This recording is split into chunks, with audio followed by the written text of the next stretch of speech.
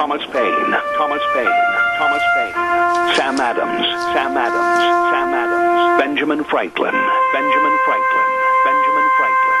These men spoke up for what they thought was right. From their courage came such documents as the Declaration of Independence and the Constitution of the United States. From their willingness to speak what was sometimes unpopular but right, we enjoy such liberties as freedom of speech, the right to keep and bear arms, and freedom of religion. There are those who still wish to oppress our freedoms, and there are still patriots willing to stand up and defend life, liberty, and the pursuit of happiness. Men like Zeb Bell, who honor our founding fathers and what they stood for. It's now time for Zeb at the ranch, speaking up and defending your freedoms. Brought to you by Magic Valley Les Schwab Tire Centers and all of the other great advertisers on the program. And now, Zeb Bell. Oh my, do what you love, love what you do, and deliver more than you promise. Go the extra mile. It's rarely crowded. Amen. Here comes Kate Smith, and God Bless America, followed by a Patriot. With our Pledge of Allegiance, let's start the week off right. Good morning, good morning. And a good morning to you and yours. Zeb at the Ranch, I'm Zeb Bell. And, of course, with our major sponsor, your Magic Valley Les Schwab Tire Centers, all 7 locations serving you. If you're getting ready for a summer road trip, better stop in and see them today. And also some of our great advertisers like Burley Physical Therapy and Rehabilitation at 1263 Bennett Avenue, Suite 2 in Burley, helping you get back to being you. Right now, let's go to the phone line and have our Pledge of Allegiance. Good morning. Well, good morning, sir. All righty, go ahead. Yes, sir. I pledge allegiance to the flag of the United States of America and to the republic for which it stands, one nation, under God, indivisible, with liberty and justice for all. There you go. Thank you very much. And right now it's time for our weather, brought to you by K&R Rental at 256 South, 600 West of Hayburn with Roger and the crew. Good morning. Right there on the Burley Paul Highway. They started an hour ago, as a matter of fact, at about 7 a.m., and they've got everything over there, from all the tools and jackhammers, everything you need, the best of rental of tools and equipment to finish any kind of a job or construction project. So get a hold of them today, K&R Rental. Number to call, 678-3122. They are helping you. Right now, here's the weather forecast. We're expecting another warm week as these summertime conditions stick around in the valley. Here's your weather forecast for Zeb at the Ranch. Expecting mostly sunny skies today, not much of a breeze to speak of, and a high of 92. Tonight, mostly clear with a low of 63. Tomorrow, sunny skies, high right around 95, possible triple digits, just depending upon where you're at in the valley. Partly cloudy for tomorrow night with a low of 64. By Wednesday, sunny and 93, mostly sunny and 91 for Thursday. Going to be sticking into the 90s for the rest of the week and into next week. That is your weather forecast for Zeb at the Ranch. Thank you, Gina. Appreciate it. Always with a great job on our weather forecast. K&R Rental, 256 South, 600 West of Hayburn, and they're right there on the Burley Paul Highway. Call them, fill out all the information you need about tools and rental equipment at K&R Rental, 678-3122.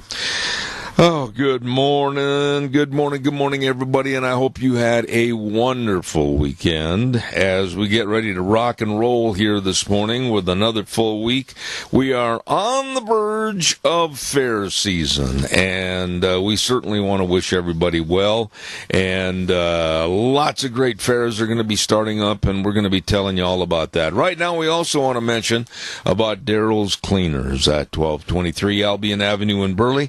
You know, they just absolutely do such a great job on your clothes. You go in there to pick them up, and they look brand spanking new. That is not brag, that's a fact. And if you don't have time to do your own washing, take them in to Daryl's Cleaners. They'll wash, dry, fold, and iron all your clothes. Wow, you can't beat that. People that really care. Daryl's Cleaners, and they're at 1223 Albion Avenue in Burley. Let's see, what else have we got cooking here this morning? Later on, at about 8:30, we're going to give away some cookies to Sophie's Cookies. And then at 9:06, we got Richard Manning coming on the program. 9:30, a dear friend of ours, Joel Heward, is going to be on the show. At 10:06, Dr. Tim Ball talking about the absolute twits on the left that are pushing really hard for global warming. And then, of course, 10:32, we're going to have John Tamney on the air. He is the author of the book called The End of Work. Yeah, it's not what you think. Be sure and tune in at 10:30 and you'll hear more about it. Hey, for all your heating, cooling, and electrical needs, don't forget our friends at Ramsey Heating and Electric at 2600 Overland Avenue in Burley. Number to call, 678-0459. They're open 7:30 to 5 Monday through Friday. And when I emphasize the word cooling, please be aware of that because they've got all the air filters for your AC outfits. And boy, with this hot weather, 90s, 100s, whatever, you want to make sure that you stay cool. Get a hold of them today. Ramsey Heating and Electric at 2600 Overland Avenue in Burley. Number to call, 678-0459. Open 7:30 to 5 Monday through Friday.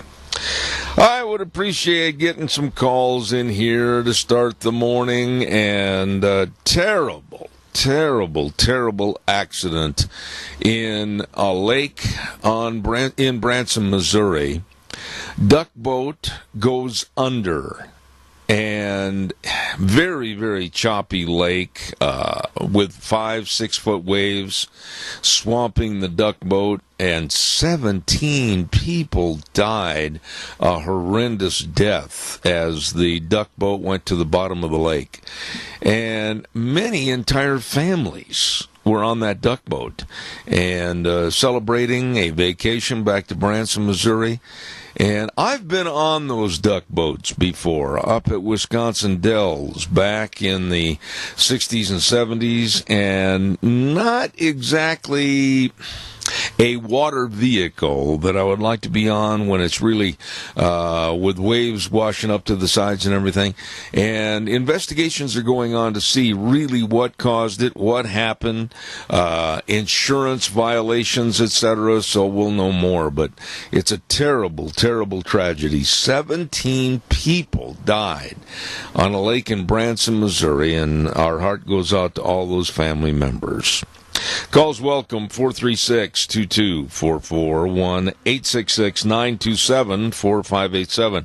Want to remind you that Lunch Bunch is going to be this Thursday. Yes, it is. And our thanks go out to Lunch Bunch gift certificates.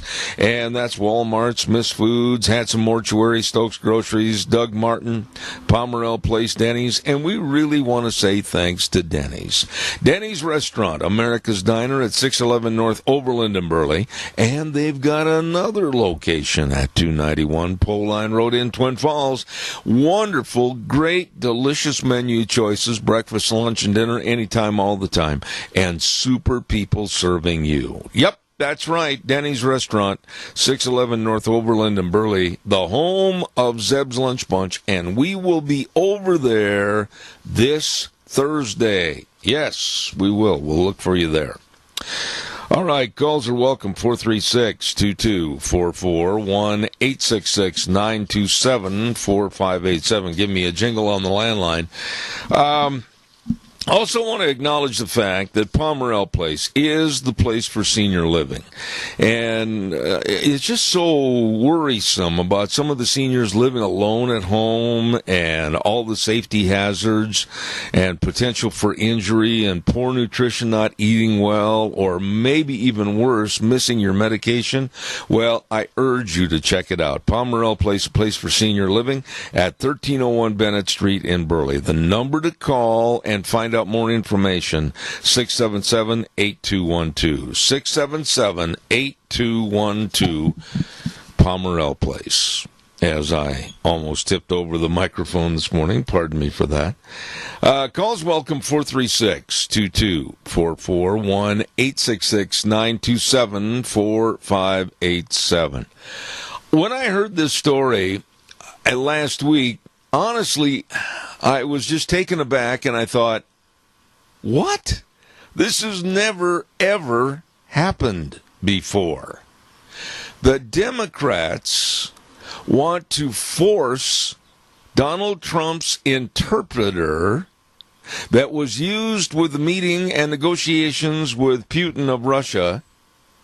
The Democrats want to force that interpreter to give all the conversation between Trump and Putin to them, to give it all to them. This has never happened in our history in this country before, ever. I was listening to a gentleman Saturday, as a matter of fact, and he was talking about the conversations perhaps between Roosevelt and Stalin back in the 30s and 40s. Never happened where anybody asked for the interpreter's notes or recollections of the conversation. Reagan and Brezhnev, or perhaps Kennedy and Khrushchev. Never, ever happened before. The Democrats are in a blood frenzy. They are reaching out and trying to grab any rope that flies by in the hopes of sinking, destroying, and throwing into obscurity the President Trump's administration. But now this here, that they're demanding the conversation from the interpreter as to how the interpreter said this and what was said back and everything. I have never, in all my life, I've never heard of such a thing, and I hope it stops right now. The Republicans have got to grow a backbone, something new, and literally stand up and tell the Democrats where to go sit down. This is insanity. Your thoughts. Give me a call on this. Making demands of something that has never happened before in our country to get what they seem, they're the omnipotent group. They're the omnipotent party that is going to discern what is right, what is legal, what is wrong. Baloney. Call me, 436-2244, 1-866-927-4587. Well, I have a minute. I want to talk about Dino Septic Service. I recommended them again this weekend to some very, very dear friends of mine. Dino Septic Service, they are the best at what they do. Septic tanks pumped and liquid waste removal, septic inspections, water and sewer lines installed, and so much more.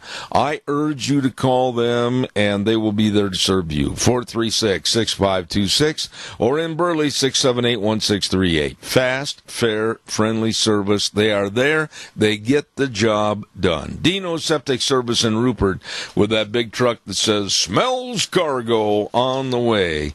Don't forget Dino Septic Service. Absolutely the best.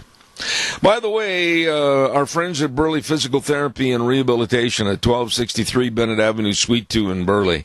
If you got some aches and pains and you're recouping from a surgery or an accident, I urge you, and I recommend it highly because they help me and they can help you. Give them a call at 678-1191. And help them, or let them help you get back to being you.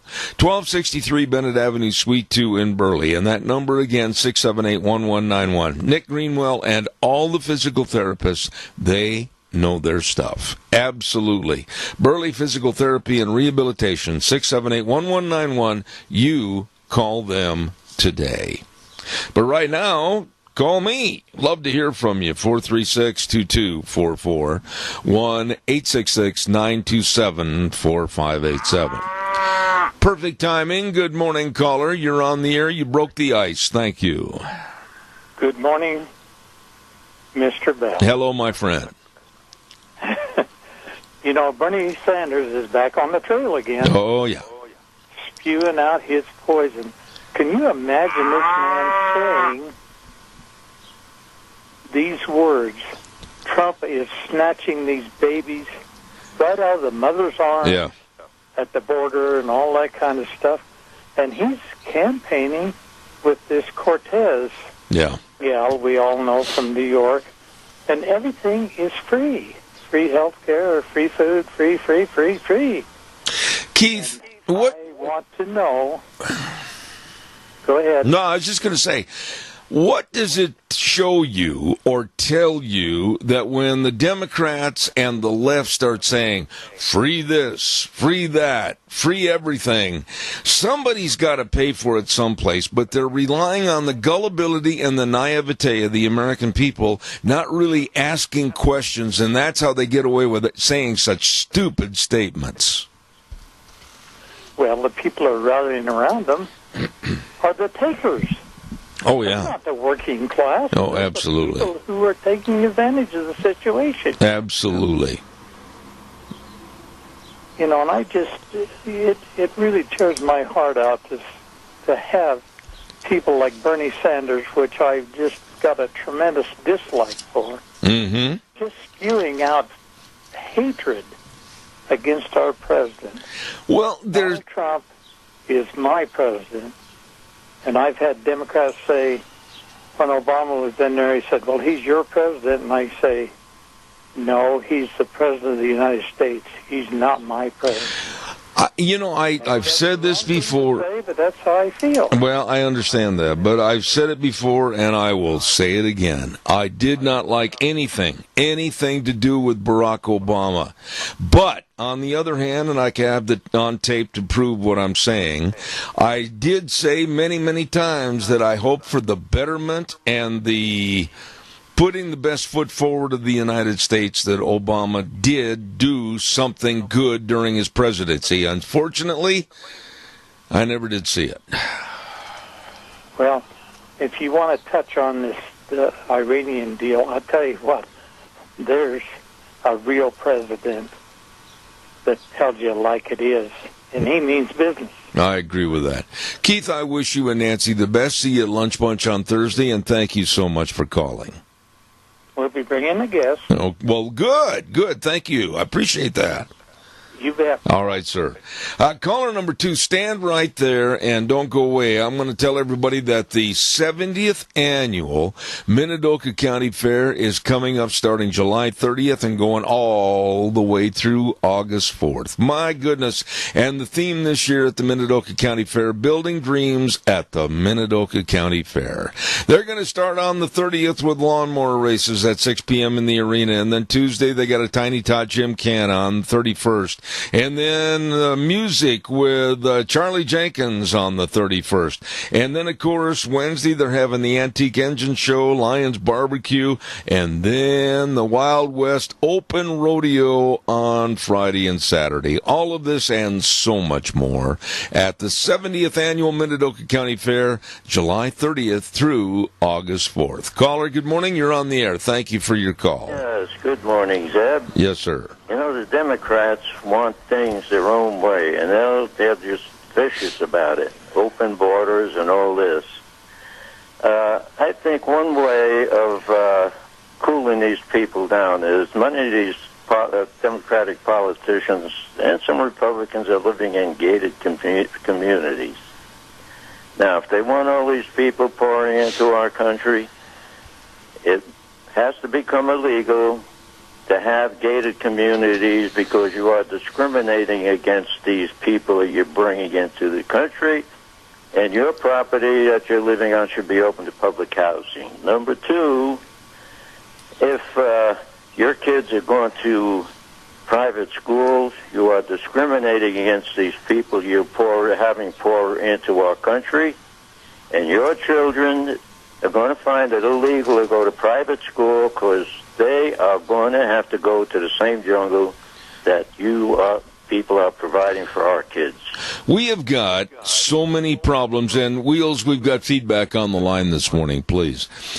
We've got so many problems in this country that need to be addressed and taken care of. And on the one hand, we have the Republicans with a no-backbone attitude. On the other hand, we have the Democrats with a socialistic bent on everything that they want to push into effect. And on the other foot, we've got the Trump administration trying to run a presidency and an administration that's being stymied literally by both parties. We are in trouble right now.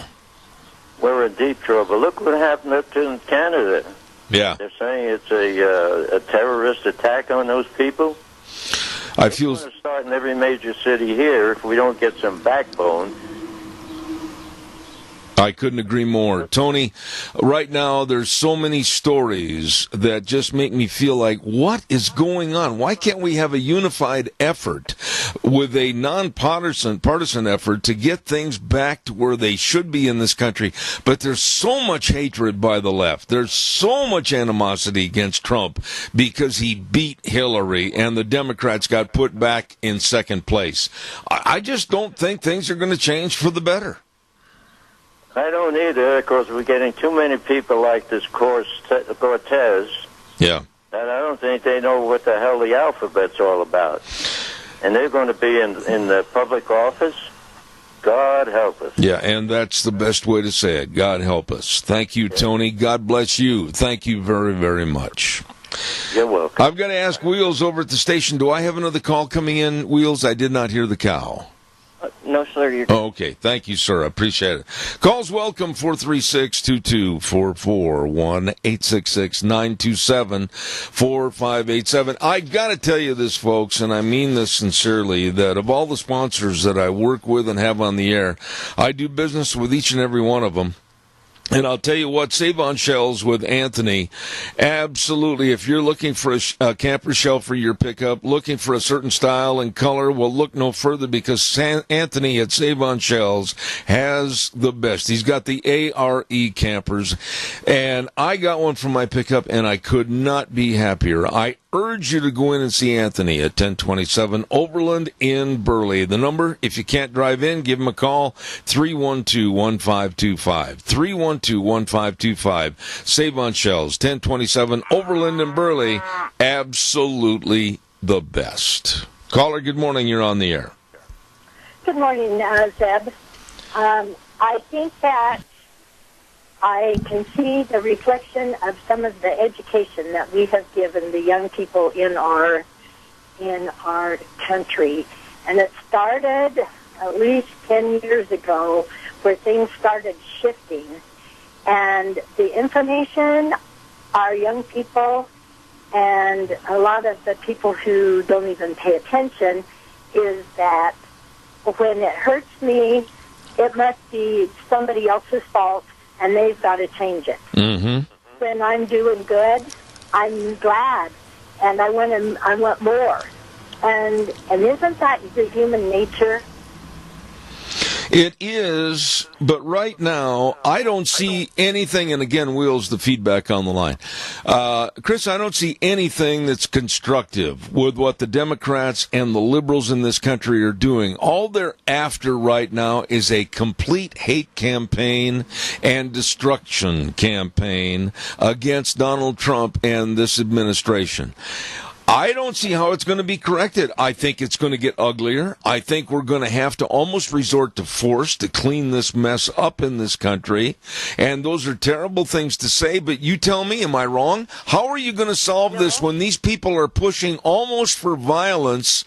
What are you going to do to stop it unless you return the violence and squash it? Well, and unfortunately, sadly, a lot of good people will be hurt when it's it's not going to make our country better. It's just dividing us, and that's why we call ourselves the United States of America. We work together to make this country great, and too many of the people that are causing the trouble have come here on a free ride, and they haven't gone to the public education to find out what this country stands for. They just want me taken care of. You know, and I question, Chris, how many people, maybe you know people in your area, that think that socialism is okay. Do they really understand what kind of items or happenings would occur with a socialism-type government? And the Democrats are leaning towards becoming the Socialist Party. Well, I think they've been that way a long time. They've just never come out and identified themselves as who they are. But they're coming out and identifying themselves now. And the tragedy is, when I was in high school, the government class that I took was so informative. I still know a lot about what makes our country work. Absolutely. Our kids being taught. And so many parents possibly were taught the same thing, and they have no idea how to correct what the kids are hearing. No, I totally agree with you.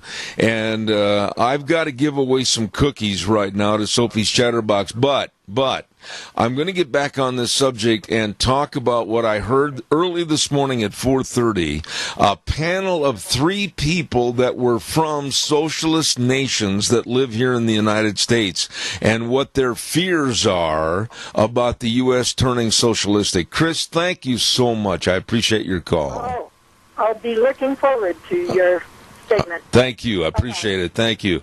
Right now, we're going to give away some cookies quickly to first-time winners, and that's, of course, through our friends at Sophie's Chatterbox at 530 East Street in Rupert, right on the square. Oh, they've got a tremendous restaurant over there. It is good, along with a bakery, the best of cookies and pies and cakes and wedding cakes, and oh, my goodness, all of it absolutely delicious.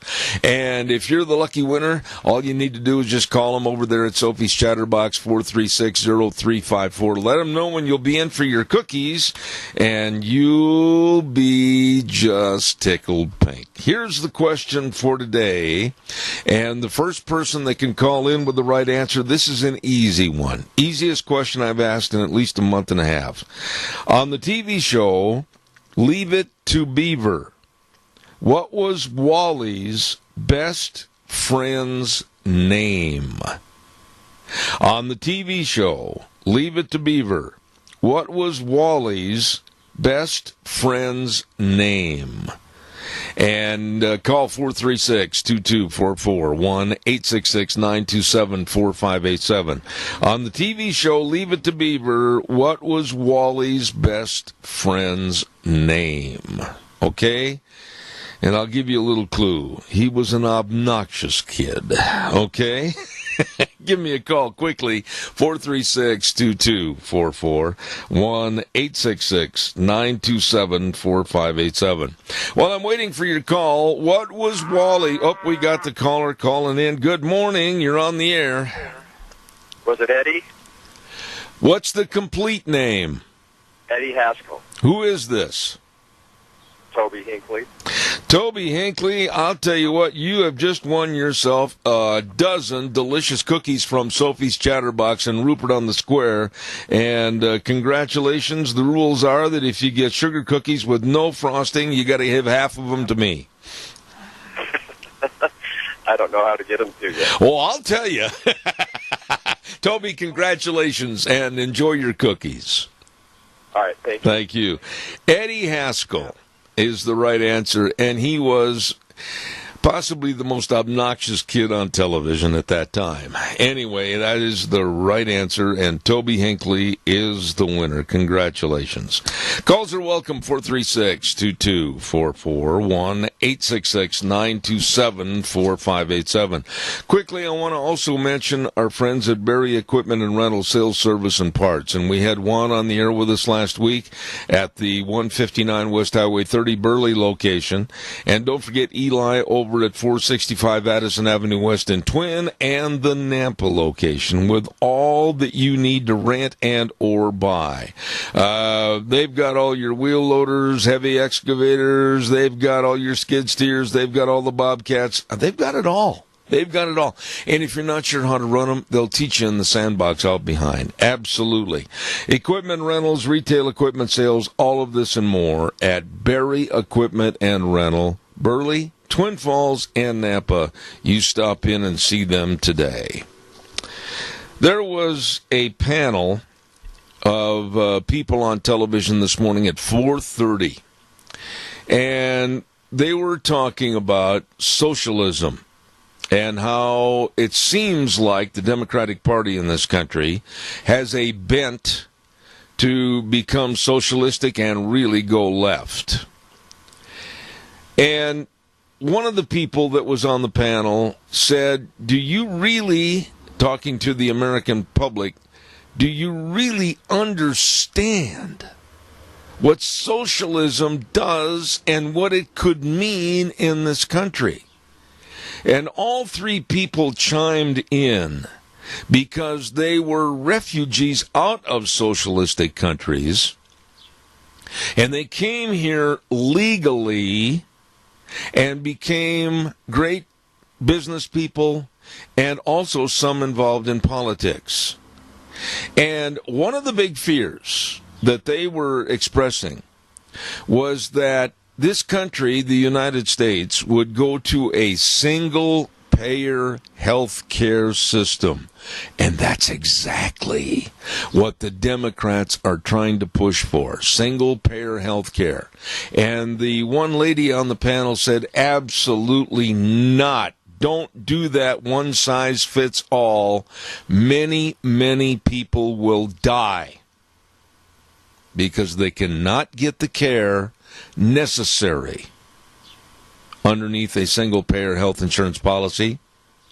And the government will discern who and what age or how severe the injury and or illness is, and many will die. Another gentleman on the panel talked about the lack of journalistic free speech, lumping them together, journalism and free speech.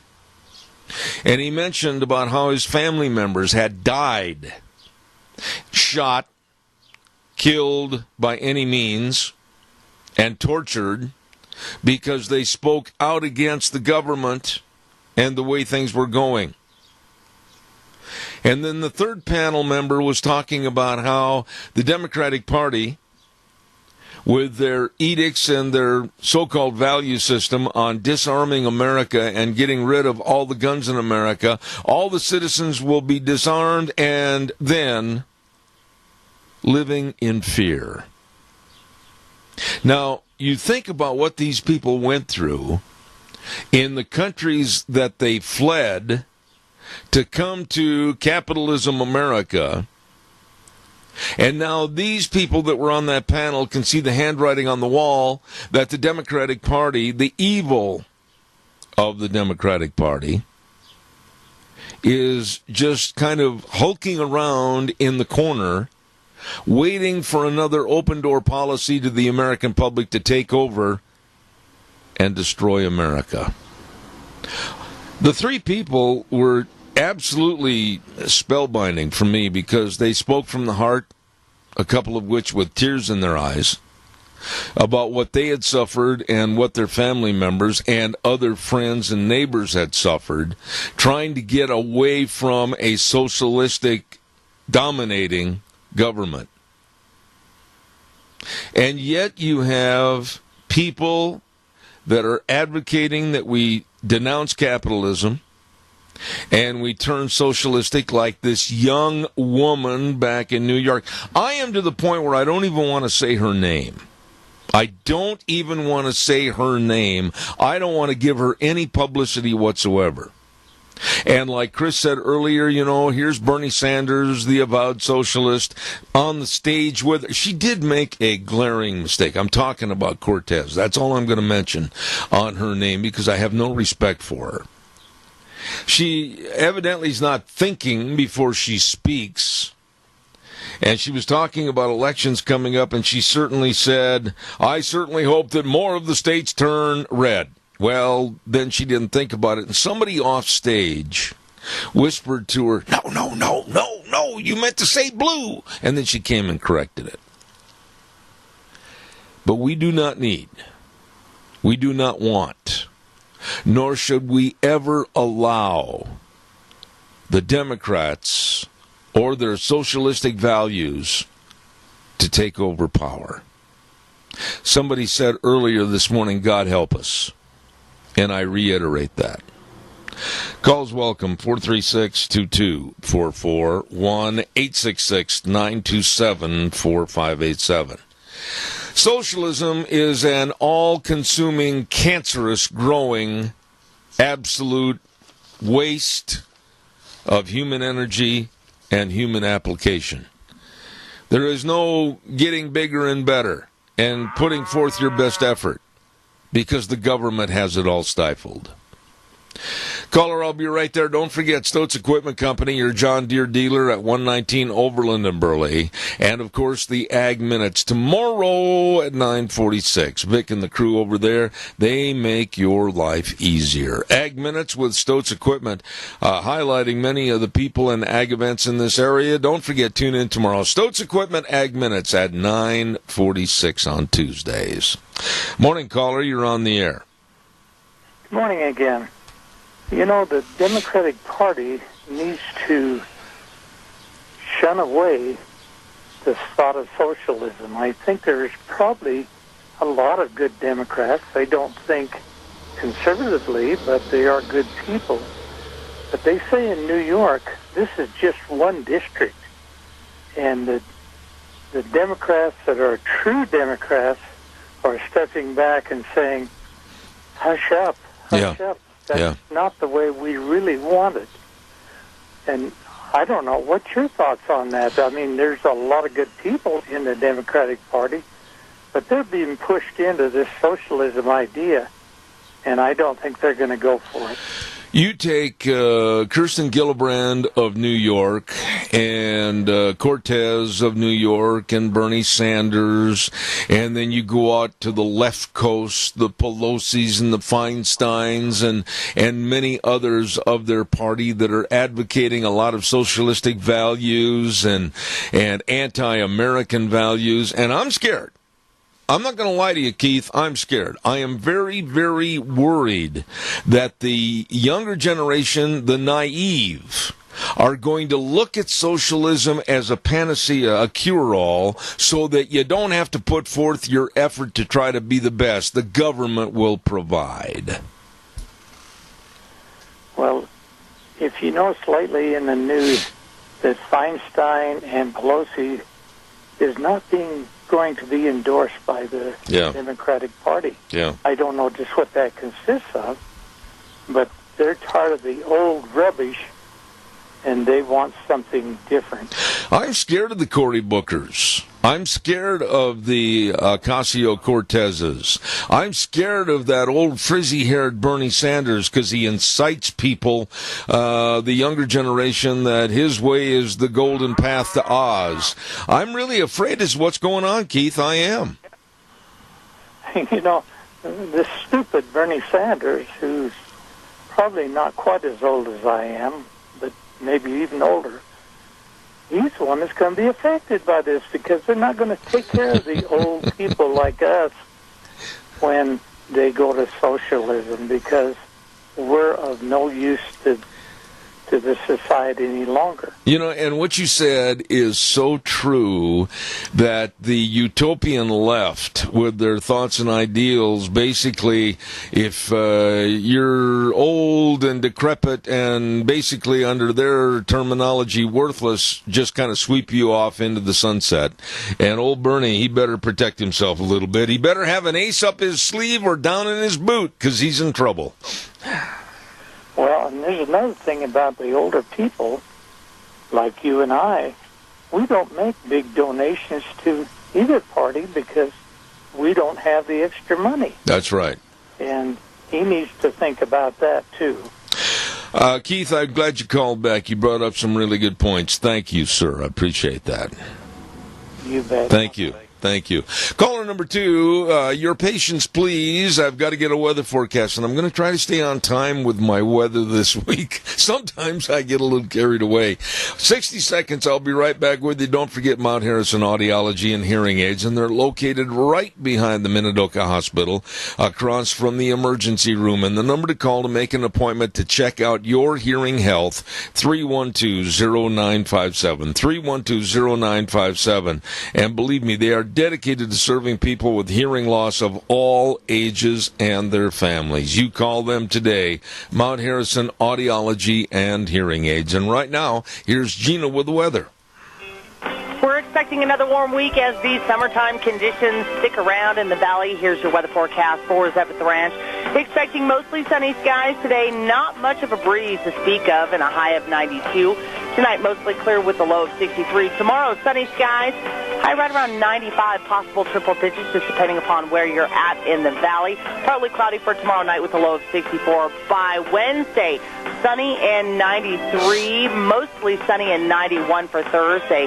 Going to be sticking into the 90s for the rest of the week and into next week. That is your weather forecast for Zeb at the Ranch. Thank you, Gina, and brought to you by Mount Harrison Audiology and Hearing Aids. And I urge you to get a hold of Dr. Pickup and Dr. Mitchell. They can and they will help you with your hearing health. Number to call, 312-0957. Caller, thank you. Go ahead.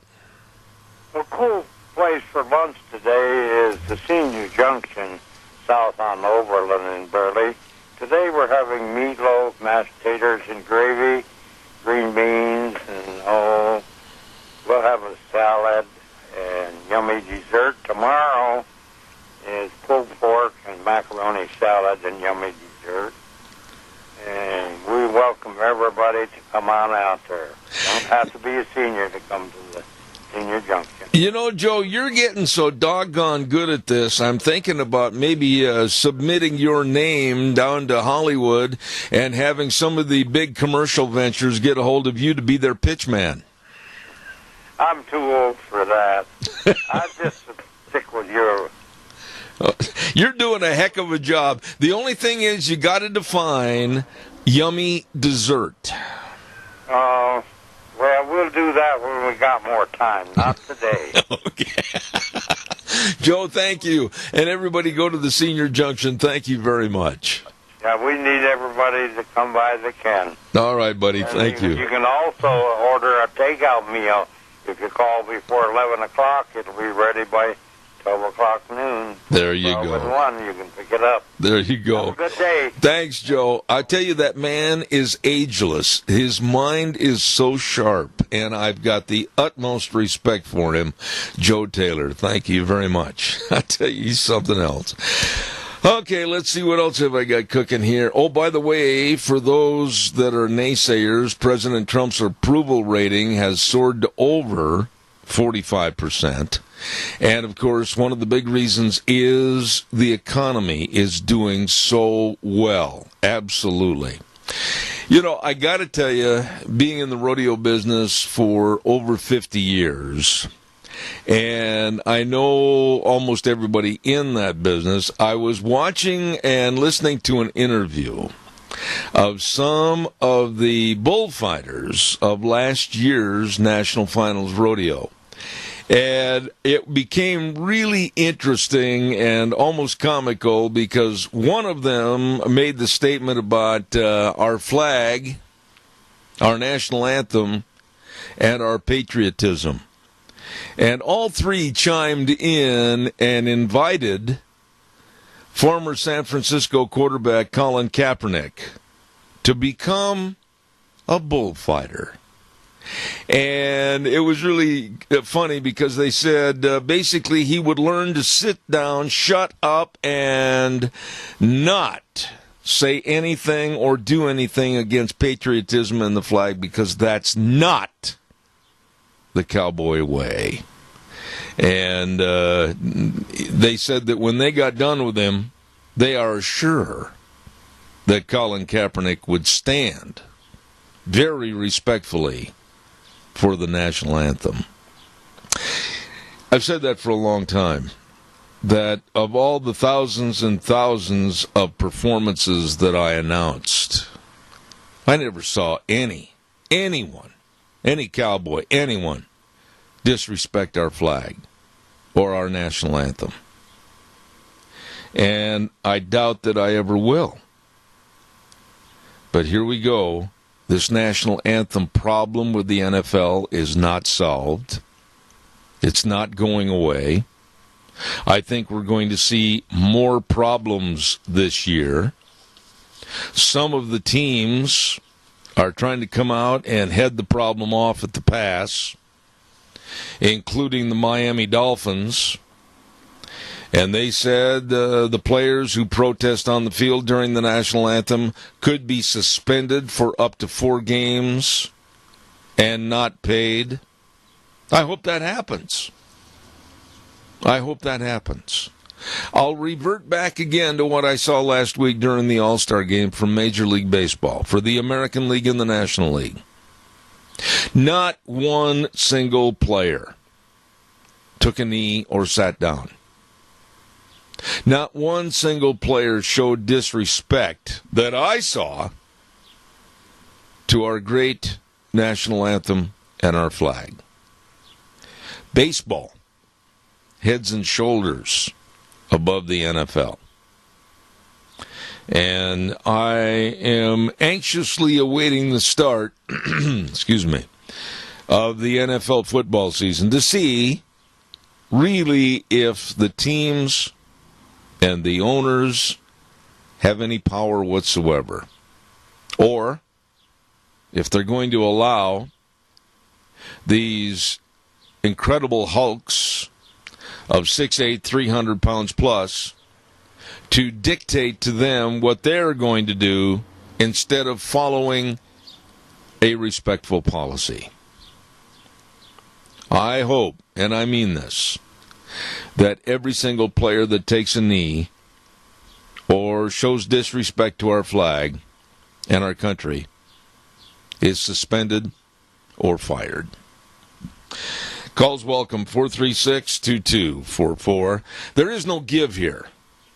They've got all the money and the resources and the extra time away from the football field that if they feel a certain allegiance to being involved in civic turmoil or whatever, they can go and dedicate themselves at that time. That's fine. But not in front of our youth and in front of the entire world to disrespect our flag and our country.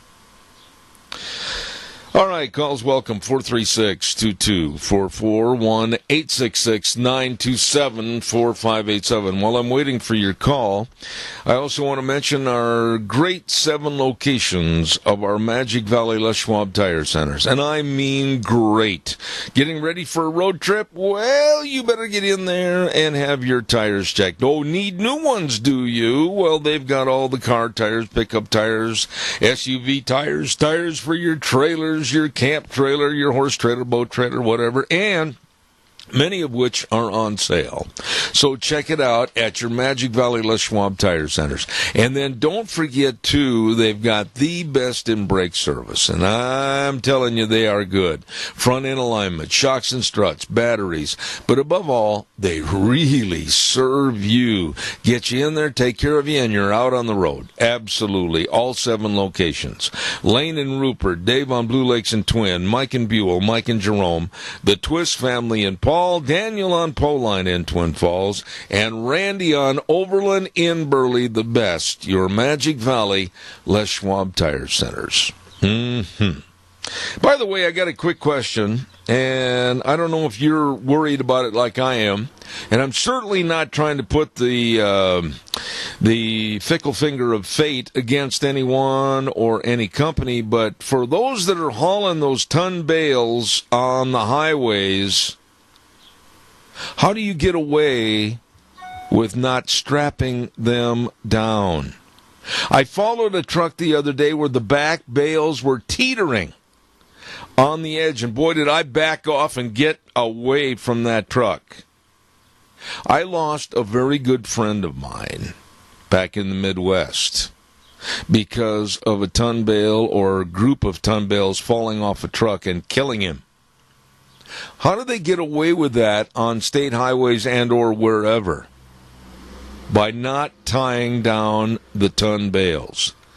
This truck had nothing tied down. No straps whatsoever. How did they get away with that? Somebody that knows, give me a call. And if I'm stepping on somebody's toes, so be it. Wheels? You know, while you brought up that topic, that kind of happened to me and my mom earlier this weekend. We were behind a truck like that, and she was telling me that, you know, when they have that loose hay that happens like that for even motorcycles, that's kind of like ice during the winter. Like that absolutely hay that comes out on the road, that's That's not very good, because I even asked, why isn't the hay strap down? And she's like, it's supposed to be, because even for motorcycles, it's like ice. All right. I know, and I want to talk more about this, but quickly, let's take that call, Wheels. I appreciate that. You and your mom, and we'll take this call. I got about 30 seconds, real quick. Hello, Zeb. Yes. Hey, under Idaho state law on hauling those ton bales, you are required to have one strap on the front and one on the back. There were none. There were none. It was illegal. But if you go across state lines, you've got to have two straps on the first 8 feet, one strap every 8 feet, and then two straps on the last 8 feet. All I will say, and Doug, I want to talk more about this later with Wheels and you, etc., but it's dangerous. I lost a good friend because of those bales teetering off, and I wished I had more time for another call, but I do not, and we'll talk about this more tomorrow morning. Thank you very much. Appreciate it. Got to run to the news, and caller, please call me tomorrow morning on this, and we'll talk more about it. And right now, CBS News, I'll be back in about 7 minutes. Take care of them all at Ark Animal Hospital. Now, don't forget that with all the cheatgrass and the foxtails out there, get underneath the skin of your pets, and then, boy, you really got problems. So watch out for that, and take them to Ark Animal Hospital, 750 21st Street in Hayburn. Number to call, 678-1177. They have the warm hearts for the cold noses. Well, I don't know if his nose is cold, nor do I really want to find out, but I'll tell you what, this man knows all about politics and what's going on, and he has become a mainstay of our program on Monday. God bless him. Richard Manning, good morning, sir. How are you? Hey, Zeb. My nose is pretty much room temperature right now. Okay. Well, as president of the Americans for Limited Government, it ought to be red pistol hot for what the Democrats are trying to do to this country. Well, there's no doubt about that, but it's that's my neck. My nose has to keep kind of temperate, so I know what's going on. So I keep the nose to the ground and have it functioning. Well, I'll tell you something. Right now, Richard, honestly, in all of your political career, and reading and understanding and talking about this, have you ever seen anything like this with the leaning of the Democratic Party towards a socialistic viewpoint with Ocasio-Cortez and Kirsten Gillibrand, Bernie Sanders, and it seems like there's a concentrated effort to go as far left as they can? Well, FDR's vice president in 1940 to 44 was Henry Wallace, and he was a socialist. During the Great Depression, there's no doubt that there was a huge push to the left, and there really was as radical of a push to the left as what we're seeing now from them. Here's the key. When the Democrats, with Hillary Clinton and DNC chairman in the past, were asked questions like, well, how do you differentiate between yourself and a socialist? They always would hem and haw because there was no difference. It was essentially this was always where they were. They just never were bold enough to say it. And now they're flat out saying it, and it scares a lot of the Democrats who want to pretend that there's a moderate Democratic Party. But the fact is, they've always been wanting single-payer health care, which is socialized medicine. They've always wanted that. They've always believed that you shouldn't be able to keep your money, that the government has the money. In fact, when the income tax first went into effect under Woodrow Wilson, within 5 years, the income tax rate for over $100,000 was like 90%. So they've always believed in redistribution of the wealth, meaning, and usually, the wealth is the money in your pocket. You don't get to spend it. Somebody in Washington, D.C. gets to spend it for you, and that's redistribution. It's basically just theft. It's theft with a big long name. So they've always been that. That's where their philosophy is, and it's just that they now have Bernie Sanders and the Ocasio-Cortez going off and putting a face to it, and really showing how ignorant it is.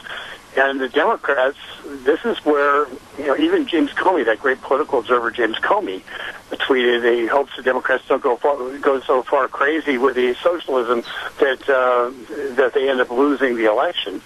So even the great political observer James Comey, who apparently was just so apolitical as FBI director that we saw the results of that. But even he notices that they've gone off the deep end, and he fears that they're going to cost themselves the election. When you look at that, and you said, and you laid that out very well, thank you. But when you look at the naivete of the American public, especially the younger generation, let's say from 20 to 35, and the gimme attitude of that generation and the give them attitude of the socialists until they get them on the hook, how afraid are you that really they're going to gain a lot of traction coming up in 2020? Well, socialism tends to work when people don't have job opportunities, when they're without hope. That's when people tend to search for the government to try to solve their problems for them. When people have the opportunity to solve their own problems, the vast majority of the people say, I would prefer to solve my own problems.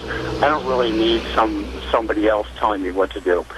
The one thing we know about young people, this is true forever. No matter what you call the generation, it's true. Young people reject the ideas of the adults because they have to find their own way. That always happens.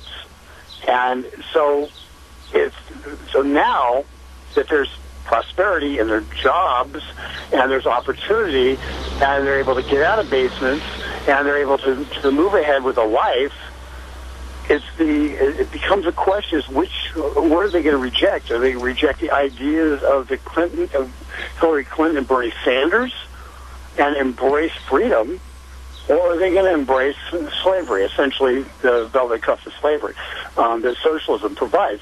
And that's the question. My guts tell me that young people always embrace freedom because they tend to believe the following thing: I'm invincible, and I'm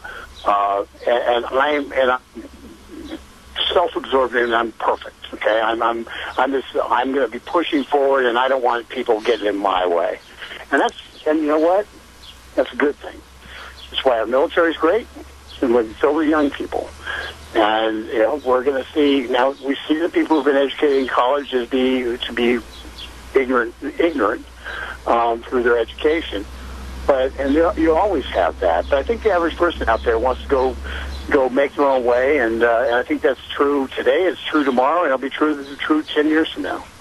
Richard, changing subjects right now, and with your expertise in politics, this last week I was absolutely dumbfounded that the Democrats would be demanding that the interpreter be put basically on the stand to testify about what was said between Putin and Trump at that last meeting. It's never happened before in our nation's history, and the Democrats are pulling out all the corks. Well, the Democrats are desperate for handholds, and they thought they had one in the Trump-Putin meeting, and they went for it, and they showed who they were. And the irony here, and some Republicans did as well, the irony is in the polling, Trump actually went up in the polling.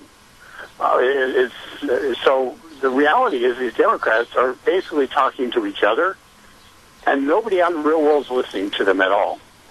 And it's got to be shocking that with all the news agencies behind them, with the media behind them, that they can't penetrate a simple message, and they can't. So yes, they wanted to get the interpreter. They essentially want to say that the President of the United States cannot be allowed to be in a conversation with anybody without having a Democratic monitor to ensure that he doesn't say anything. Now remember, these are the same guys who attacked President Reagan after Reykjavik because he sat alone with Gorbachev and offered end all nuclear weapons, and shocking Gorbachev, and certainly shocking the National Defense Establishment, and also offering to give him the keys to the castle in terms of Star Wars, the Strategic Defense Initiative, and sharing it with him. And Gorbachev was dumbfounded, but when you look at what Gorbachev said afterwards, Gorbachev, in the Reagan Library, is quoted as saying that he knew after Reykjavik that the Soviet Union was done because of Ronald Reagan and what he saw was meeting with Ronald Reagan. So all those prognosticators said, oh, Reagan blew it. And yet, what ended up really happening was Reagan ended the Cold War. So let's just be, so the Democrats are the Democrats. They'll always have that same, no matter what the Republican does, they'll be wrong. But the reality is, Ronald Reagan brought down the end of the Cold War in Reykjavik and was criticized the same way Donald Trump's being criticized for what happened in Helsinki. And I don't know that we'll be lucky enough to get the same results out of Helsinki, but I do know this, a very simple thing is that in the Middle East, the single most important thing they talked about was what's going to happen in Syria with the Iranian troops trying to get on the Israeli border with Syria. As the single most important thing they talked about, the Russian ambassador for the area, Middle East, said that they're cracking down to try to make sure that doesn't occur. The Iranians reacted to it by attacking us and saying it verbally, and that was a direct result of Helsinki and our cracking down on the Iranian designs to create a war with Israel. So sounds to me like Helsinki was pretty darn good if we kept the Iranians from trying to create a caliphate and be able to go to ground war with Israel using their own troops coming across the Syrian border through the Golan Heights. Yeah, well, what about the Iranian situation, Richard? And again, I'm calling on your expertise to explain and lay this out for us. They basically issued a threat from them to us, and then President Trump, in bold letters, issued a tweet saying, "Don't ever threaten us again." What's the bottom line here? What are your thoughts as to what's going to take place from now and the days forward? The Iranian government is under intense internal pressure. They have a vibrant student movement that wants freedom, and they are in trouble domestically. The dollars that they've gotten have largely been spent on military exercises and building up their military. It hasn't translated any wealth at home, and as a result, the people are pretty frustrated. Of about 40 years, and the mullahs have been there since Carter was president, so that's how long they've been there. And the people are pretty frustrated. 2 generations have grown up with nothing, without freedom, and they're tired of it. So they've got a mini revolution going on in Iran right now. The Iranians are trying to hold on. Mullahs are trying to hold on to power, and they are in fact going and so they saber rattled against the United States. And what they discovered is that Donald Trump isn't going to have any of that. And he made it very clear that this is not acceptable, and in bold letters, as we know. And it's it's a pretty direct message to the Iranians that they better start minding their P's and Q's. Let me go back, if I could, to the Democrats and the Russian collusion, of which you're very articulate about this situation. After a year and a half and $40-50 million, and many people are sitting back saying, okay, enough is enough. Nothing's proven. Let's get on with it. Do you think people like Adam Schiff and the Democrats are going to wake up and smell the coffee soon, or are they going to keep carrying this empty bucket to the well? No, they're not going to smell the coffee soon. They are. This is all they have. Okay, this is the. I have to watch MSNBC and CNN occasionally for my work, and I certainly don't do it for pleasure, but it's all they talk about. It's all they talk about. And it is by and large the entirety of the left's anti-Trump campaign. They're not talking about policy. They're not talking about anything else but, Russia. And it doesn't. And every little thing that happens, they find some nuance that says, "Oh, well, tomorrow they're going to get Trump." And it is essentially they're so far invested into the we're going to get Trump that they don't have a way out of the hole. They've got a billionaire, Tom Steyer, spending millions of dollars on impeach Trump ads. They've got a structure in place designed to try to take the president down, and they don't care if there's any there. They don't care if Paul Manafort is being tried for something that he did 10 years before he had any relationship with the president's campaign, and he was only on the campaign for 2 months. They don't care that the Russian spy that Mueller identified and is indicted actually was doing meetings with the Obama Treasury Department in 2015. And effectively was given free pass by Obama's people to go meet with various federal government officials. They don't care about any of that. Facts don't matter.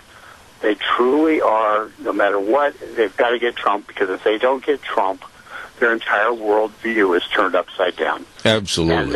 And ultimately, that's why they're struggling so much. That's why they've gotten crazy. As the worldview is being challenged, and they don't know, and they don't have anchors because they've rejected the worldview that the U.S. is built upon. One final thought here this morning I want you to comment on is Kirsten Gillibrand of New York, one of many coming forth and wants to abolish and stop ICE, Immigration Custom Enforcement. What are your thoughts about this? Because I absolutely, as an American that wants more protection, not less, I don't want ICE to be diminished. What are your thoughts? I think that the Democrats, once again, I couldn't imagine a worse message in the midst of an opioid crisis, in the midst of an illegal alien crisis, in the midst of an MS-13 crisis, in the midst of a potential terrorist coming across the border crisis, to say, yeah, we're going to get rid of the people who actually stop people from coming across the border illegally. It's exactly opposite of what people want. And the fact is, 133 Democrats in the House, when this abolish ICE legislation came up, voted present rather than voting yes or no. And what you can, so even in a majority, that's a majority of the Democrats in the House are voted present. What that tells you is they're so afraid of the radical left in their own party that they dare not vote against them because they don't want to have a primary 2 years from now that takes them out because so few people vote in primaries. But they don't want to have to be in a general election where they voted to abolish ICE with all those problems that we just talked about as a result. And so they were put in a box. They had to vote. They voted present, and it just shows that you have the rank and file, the Democrat who's contacting their members of Congress, quite honestly, have lost touch with reality, and it's a real challenge. Absolutely. I don't think any one of those people that sits there at night and says, I'm going to leave all my windows open. I'm going to leave my doors open. I'm going to just sleep peacefully in here, and I'm not going to. And I'm going to disconnect all phones, and so I can't reach out to anybody to come help me if something goes wrong. But that's what they expect us to do by eliminating ICE and having open borders. Absolutely. Yet they wouldn't do it in their own lives. And so, we just have to get them to be to get off of the ledge and start thinking rationally. I don't know if we can, but if they start thinking rationally, we can discuss solutions. But getting rid of ICE is the ultimate insanity, and hopefully they will come off the edge and stop pushing for it. And if they don't, they're going to get beat in the elections. Excellent. President of Americans for Limited Government, every Monday at 9:06. I really appreciate and respect this man. Richard Manning, thank you so much. Have a great week. Thank you. Thanks, Ed. Thank you, sir. I really appreciate his insight, and he tells it like it is. Richard Manning, and thank you for being on the program this morning. Calls welcome, 436-2244, 1-866-927-4587. Give me a jingle. Don't forget, on Thursdays at 10:30, we've got a program called The Old Fishing Hole, brought to you by Sportsman's Warehouse at 1940 Bridgeview Boulevard in Twin. Everything is right there at Sportsman's Warehouse. All the fishing equipment, the tackle, and of course all the hunting supplies, camping, knives, food, guns, ammo, clothing. It's all there at Sportsman's Warehouse. And of course, Josh, the fishing guru at Sportsman's Warehouse, on the air Thursdays at 10:30. Don't miss it. The Old Fishing Hole, brought to you by Sportsman's Warehouse. Before the break, going into the 9 o'clock news, we were talking about hay trucks without belting any of the ton bales on their trucks. Now, I'm not saying all. Believe me. I want to clarify that. But we have had many go by right here on Highway 30 absolutely with no belts on whatsoever. As a matter of fact, I followed one the other day, and then on Saturday saw one creep by my house with all the bales just teetering on that set of doubles. There's got to be more respect for the law and more respect for what could happen as far as devastating accidents. I said it before, and I'll stand behind this, that I lost a good friend that was following a hay truck back in the Midwest with the ton bales, and one rolled off and hit his car and killed him. And if it's just a matter of expediency, we've got to hurry and get this done and get it unloaded, that doesn't cut the cake. And I, for one, have alerted the Idaho State Police because I think this is an issue that needs to be addressed. Happy birthday today to Don Lee, and also a big thank you to Doug Martin and his lovely bride for all the zucchini that you brought over to our house, my wife says. And Deanne, of course, the maker of the greatest zucchini bread in the country. I appreciate that, Doug. Thank you very much. Very, very nice. Appreciate that. All right, let's see what else have we got cooking here. I want to talk to you, too. Tomorrow at 9:30, we've got Vicky's Country Garden on the air at 185 South, 600 West of Paul, and the number to call, 438-5663. Absolutely. This lady, Miss Vicky, has been celebrating 21 years in business. And for all your gardening needs and all your getting ready to kind of spruce up the outdoors, she's got everything right there at Vicky's Country Garden in Paul. Caller, good morning. You're on the air. Go quickly. Talk to me, caller. Go ahead. Wheels, turn the caller up, please. What happened to them? You know, I'm not exactly sure. Are you wearing your headset, my friend?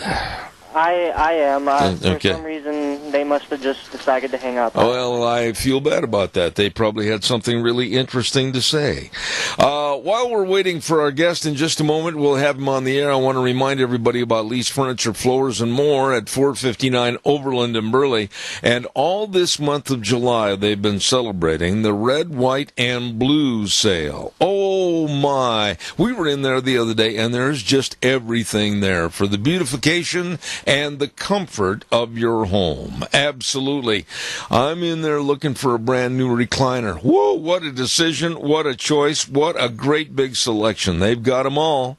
And, of course, they're having most everything is 30 to 50% off in the store, 12 months interest-free. You better stop in today. See Jeff and the crew at Lee's Furniture, Floors, and More. 459 Overland in Burley with the big July Red, White, and Blue sale. Absolutely. And real quick, too, don't forget Let's Ride, where the fun is sold. 270 Highway 24 between Rupert and the World. They're open Monday through Friday, 9 to 6, Saturdays 9 to 4. Summer's here. Get out and enjoy some of the beauty of southern Idaho. They've got 0% financing on ATVs, and they've got the Honda Pioneer side-by-sides. They've got all the accessories. And, of course, too, don't forget a great service department to keep you running. All of this at Let's Ride, 270 Highway 24 in Rupert. And don't forget this is where the fun is sold. Absolutely.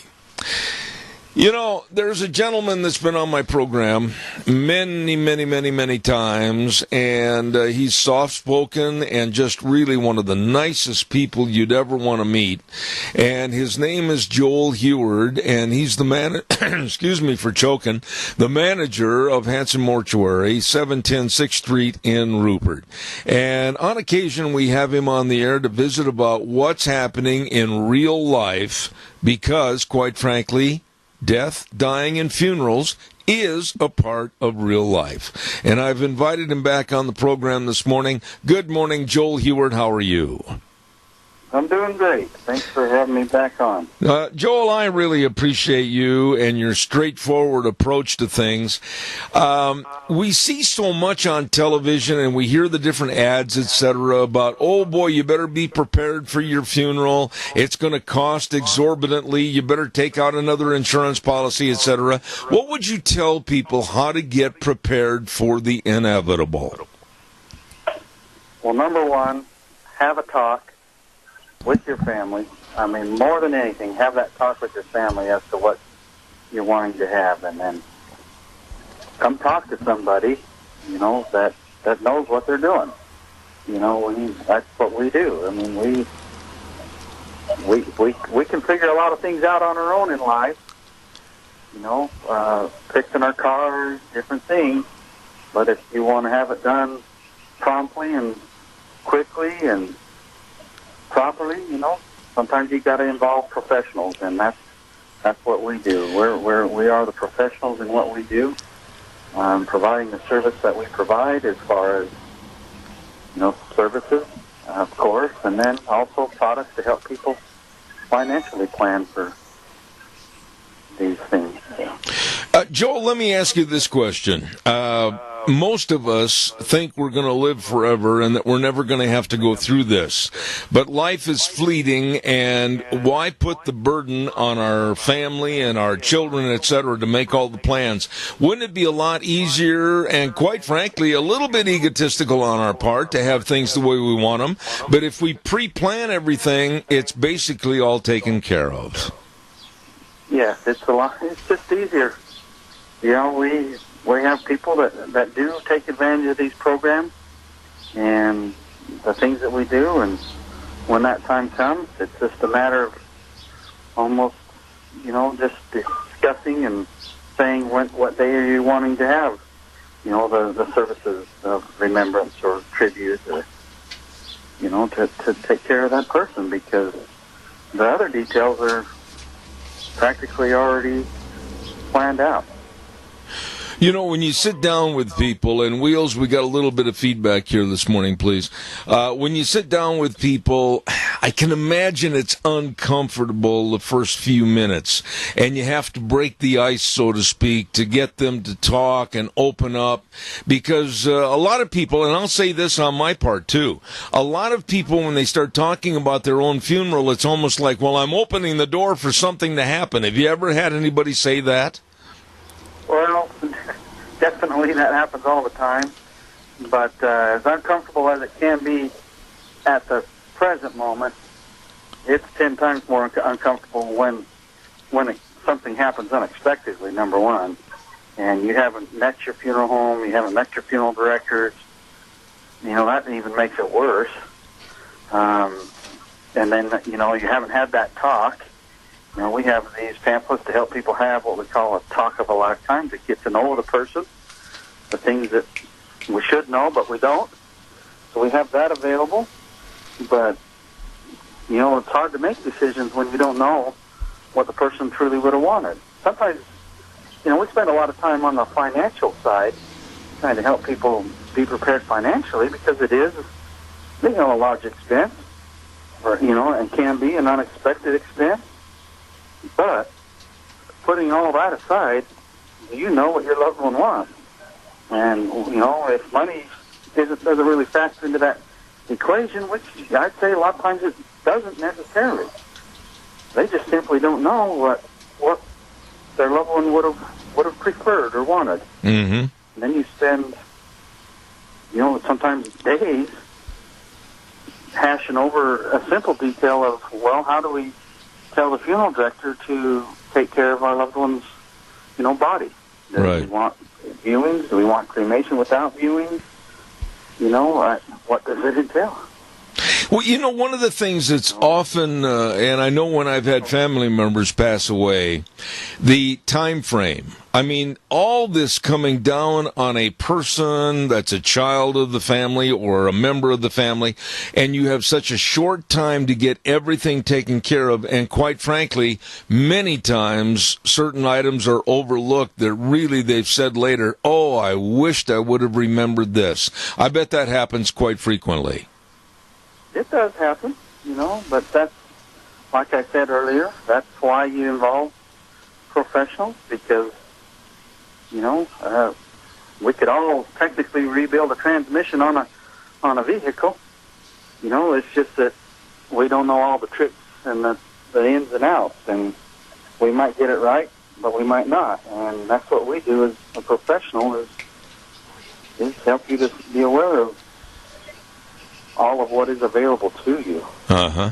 And a big part of what we do is try to get you to do that while you have your loved ones with you. Well, is there, and I do when you're not alone. Right, and I know the answer to this question before I ask it, but I think a lot of people should know about it.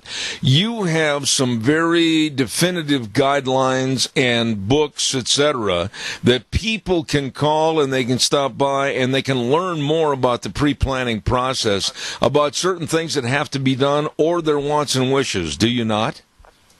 Yes, we do. I've said it before just like this. It's the other side of this profession. We have two funeral directors working with us here at Hanson Mortuary and Morrison Payne Funeral Home. But I also have two full-time, pre-arrangement or counselors that help people plan and think ahead. And that's, two and two, that's simply half of what we do, and it's the half that people know the least about. But it is a very big part of what needs to take place and does. And when there's the passing of a loved one, give us kind of the chain of events that happens. The call comes in perhaps for you to be of service to the family, and then everything has to be taken care of in such a short order, and it would make everything easier on the family if all of this were laid out in a kind of a formulative type package to where everybody knew basically what page they're on. Well, number one, one time we get informed of a death. The number one question that we need to really ask, but it's also sensitive because some of these people haven't given it the thought or haven't given it had the conversation or the talk. We need to know what you're going to want to have done with your loved one. If that involves us embalming, that's a technical term, of treating the body, or is there going to be a direct burial or a direct cremation or cremation with memorial services after? We need to know how to take care of that body, because that work that we do is best done soon following a death if it's being asked of us to do. But a lot of people don't even know whether they want that or understand what that term or what we're really asking. Mm-hmm. Secondly, they're not in a frame of mind to really think about it. Right. Because they've experienced a very traumatic event, and it's tough. It's tough. What about the fact that at the funeral they want perhaps kind of a videography of the person's life, or if they want all the pictures and they want all the memorabilia and everything? My goodness, in just a short time, that must seem almost insurmountable to get all that done, isn't it? Well, it definitely is a challenge for people this day and age because of the proximity of their loved ones and where people are at. But we have also started so on my side, we try to make that not an issue. I mean, it is a time crunch for us. But we try to make that not an issue. We've using programs that allow people from distances to upload their photos for video tributes and things like that. This is some new stuff that's being made available to share their photos easier for people. But yeah. All right. We have a caller with a question for you, Joel, so stand by. Caller, go ahead, please. Joel, at first I want to reiterate the fact that Zeb said you're a very nice man, and you are. My question is it true that if you want to have your service on a weekend or a holiday, there's an extra charge because you have to pay overtime? And also, usually those weekend charges, if you live in Burley, is it going to cost you more to have that service? It doesn't we don't charge typically any different for our services, but depending on, your cemeteries, around here we have a lot of, county-owned cemeteries or city-owned cemeteries, so they set their own fees, and some of the other third-party companies that we have to deal with on a Saturday charge us extra. So any of those fees are usually associated with their services. Okay.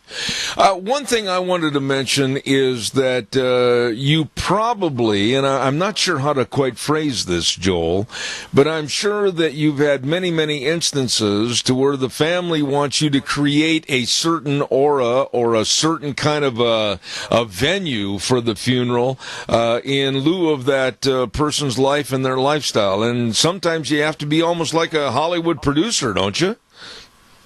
Well, we definitely strive to do that, and when that's asked of us, it's actually fun for us. I mean, it's just like any other profession. Sometimes there's a change of pace, and that's kind of nice, I mean, of times when we've done services at, the rodeo grounds or different places, backyards or people's homes, and just kind of help provide some of that stuff that allows them to have that type of service and accommodate their guests that would love to attend. And we have all that sort of stuff, almost like a catering business. We have another call with a quick question. Go ahead, caller, please. You're on the air. Go ahead, please. Caller, are you there? Evidently not. Joel, what's the easiest way to obtain a lot of this information that you consider to be in the pre-planning stages, etc.? What can people do, and how can they learn more about this? Well, the quickest is still just give us a phone call. We can mail the stuff out to you. We can stop by the funeral homes and pick it up. We'd love to help you fill that sort of stuff out because, we spend a lot of time and effort acquiring this material and getting the best, what we feel is the best for people, and we hate to see it go to waste because we know how valuable it is. And so, we have people that will come right to you and help you fill it out if that's what you desire. But if that's more than you're really ready to take on, just swing by one of the funeral homes and ask for a planning guide, or ask for the pamphlets for Have a Talk of a Lifetime. If you have a loved one that that they lived an interesting life, but they just don't talk about it, and you have a hard time talking to them, we have a perfect pamphlet for you to be able to try and gather that information. By the way, before I let you go this morning, I've got to ask, I wanted to get over there on the morning of the 4th and enjoy your great breakfast. You are also a great Chef Boyardee, are you not? Well, I enjoy cooking, and that morning, it was a busy morning around here, but we're starting to fine-tune what we do a little better. I've got some great people that come and help me, and, they don't get any credit. But some of them don't even live in the area, but they have made it an effort to assist me at this breakfast, for several years. And so it really goes off almost without a hitch. And, I'm just humbled at my own family, my extended family that have, over the years, come and enjoyed that morning with me. It's my big day. It started out as a breakfast for the local veterans that have assisted in all the graveside rites for other veterans. I mean, it's the least I could do to say thank you, because when they provide that service, it really, I always tell them, it makes me look good, because I set it up, and all I did is really call them and say, hey, could you please come? And they're always there. They always do. So, well, but any veteran is welcome here on that morning. We had great ham and potatoes and crepes. For those of you that missed it, you might want to put that on your calendar for next year. Absolutely. We're awesome. Absolutely. Joel Heward, the manager, his family and staff at Hanson Mortuary, 710 6th Street in Rupert. Number to call, 436-5636. Joel, thank you, and I really appreciate your openness and honesty on a tough subject to talk about. Thank you so much. Well, thank you. Thanks for everything you do for us. All right, sir. God bless. Have a good day. Thank you so much. You too. Bye. One of the nicest people you'll ever have a chance to meet, Joel Heward over there at Hanson Mortuary. Thank you. Oh, we better get a weather forecast on, and then we'll take some more of your calls at 436-2244, 1-866-927-4587. The weather brought to you by Phillips Oaks Goodwin Crane and Company, providing accounting services to the Mini-Cache area for well over 50 years. And our dear friend Leiden Crane alerted us that the new tax laws are really changed. The tax rates have changed, and there's new deductions, and some of the old deductions have changed. You'd better find out. For you, your family, and your business, you get a hold of them today. With offices in Burley and Rupert, Phillips Oaks Goodwin Crane and Company. And right now, here's Gina with the weather. We're expecting another warm week as these summertime conditions stick around in the valley. Here's your weather forecast for Zeb at the Ranch. Expecting mostly sunny skies today, not much of a breeze to speak of, and a high of 92.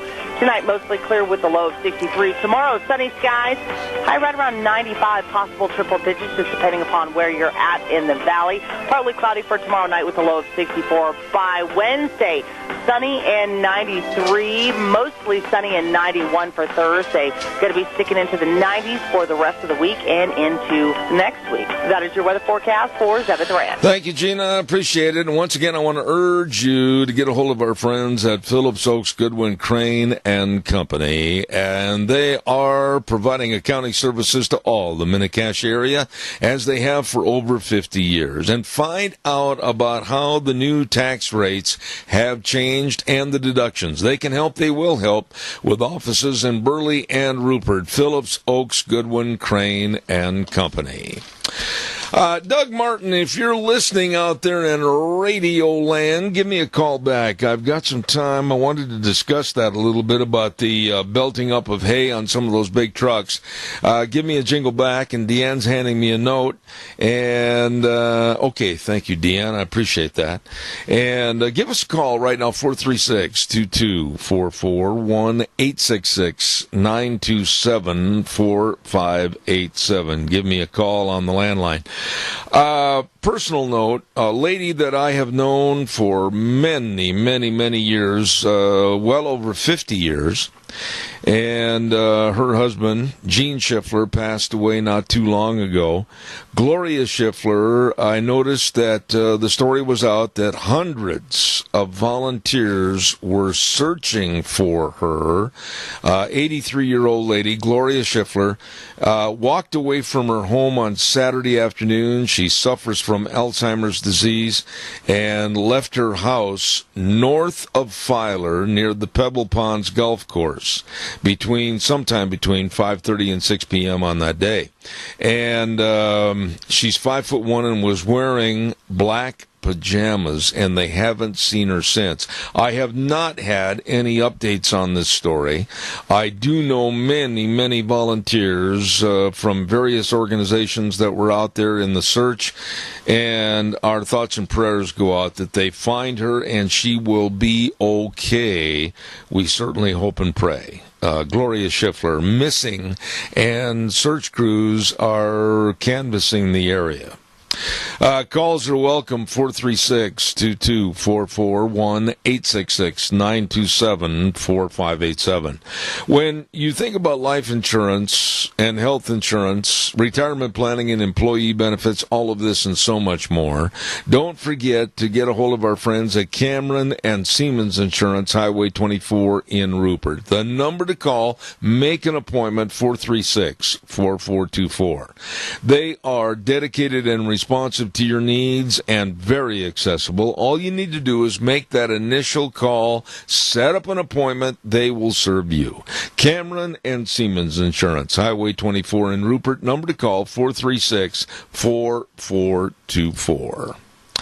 All right, it's your turn. Give me a call, 436-2244, 1-866-927-4587. I was talking earlier, in case you're not aware of the subject matter, about some of these hay trucks, and you know who you are if you're listening on the phone or the radio right now, that are not belting down those ton bales. And very, very dangerous.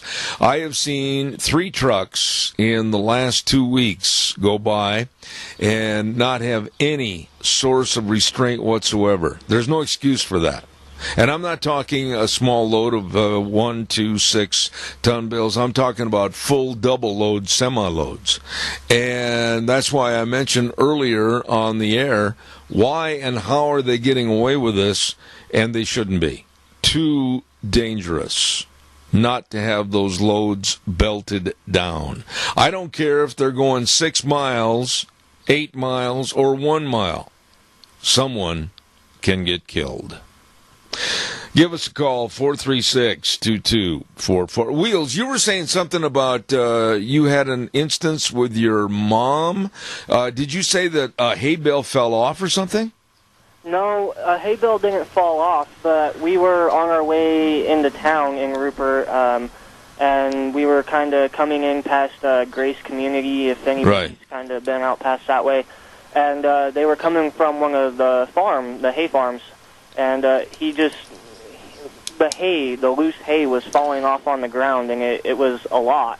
You know, when they're tied down, you don't get that much hay, but he had hay flying everywhere. And I said, Mom, shouldn't he have, like, those bales tied down? And she said, usually they should. And, you know, when you get hay like that kind of amount on the road, especially for, like, street bikes or motorcycles like Harley-Davidsons, she said that those can even act like snow during the summer. Well, what I think is, I'm not picking at anybody in ag. Believe me, I've been in agriculture all my life. But precautions have to be made to make sure that there are safe conditions for everybody. I believe we have a call coming in, so we'll take that call quickly. And good morning, caller. You are on the air. Go ahead, please. Yeah. Talking about you need to add straw trucks to those hay trucks. Yep. People may not think this happens very often, but you know somebody, and a friend of mine was driving between Declo and Malta, and a semi full of straw trucks. When the bales came down, totaled out her car. She survived it. Yeah. But it happens a lot more often than people think, and it scares me to death when I come up on a semi full of straw or hay, because you can't tell whether they have banded them or not. But when you have personal knowledge of friends that this has happened to, you really pay attention because it happens a lot. There is no excuse not to take 10 minutes for caution and safety of others. And when I came up behind this... It's not illegal. Yeah, well, absolutely. And when I came upon this truck a couple of weeks ago, the back bales were teetering towards my vehicle, and Deanna and I went, whoa, and I hit the brakes and backed off, and fortunately that truck turned at that time. Then 2 other trucks, doubles, have gone by our place with absolutely no restraint whatsoever, and I know that there's got to be a law on that, and I'm going to start pursuing that. I don't think there is, because we thought for sure that the straw truck would be to blame for totaling out our car, and he wasn't. I'll do some more checking. It was the straw bale that fell off and totaled out her car, and this was quite a few years ago. I see. But they were not legally bound at that time to strap those trucks. But whether it be a bale falls off or you end up in an accident with one of those semis with straw or hay on them, those bales are going to go everywhere. That's right. I absolutely thank you for calling in on this morning. Thank you very, very much. God bless. Caller number 2, you're on the air quickly. I've only got a short time left. You betcha, sir. Yeah, that's the Idaho law is if you load the hay in Idaho or straw and unload it in Idaho, you only have to have a strap on the first set of bales, and the last set, the middle, you don't have to strap them down. Okay. And I don't understand why that law is, but I got that right from a DOT officer out at Cottrell. Well, wait a minute. Stop and think about it, though. Even at that, on the first set of bales and on the last set of bales, strapping down, that is going to help eliminate a lot of the potential disaster. But none of these trucks that I saw had any strapping at all. Yeah, that's laziness is all that is. Just flat out laziness. There is a law that says you have to strap the first and the last, so they are not in compliance with the law. What are they doing for enforcement, though, and what are the punishments? I mean, is there a stiff enough penalty for catching them and doing something to them? Oh, yeah. Yeah, it's called an unsecure load, and you get an unsecure load, it's like getting a driving under the influence ticket on your company record. Okay. And it rates your company. When you're trucking across country or anywhere, the fewer infractions you have, the better rating you have with the state. Okay. And the DOT. So if they get a couple tickets of unsecure loads or not strapping their load property, which is an unsecure load, that's like having a couple DUIs on your driving record. I tell you what I'm going to do, Doug, and I really can't thank you enough for calling in on this, but I think everybody should be cognizant and aware of this. If I've made somebody mad because we've kind of blown the whistle on them, so be it. Doug, thank you so much. You betcha. And with that bale falling off, that's an insecure load. I don't know how they didn't get away with having that truck driver cover their car, because that's being an insecure load. If it doesn't stay on your trailer, it's not secure. All right, my friend. Thank you very, very much. God bless. We are going to go up to the news at the top of the hour, and we'll be back in a few minutes. Wheels, take it away, please.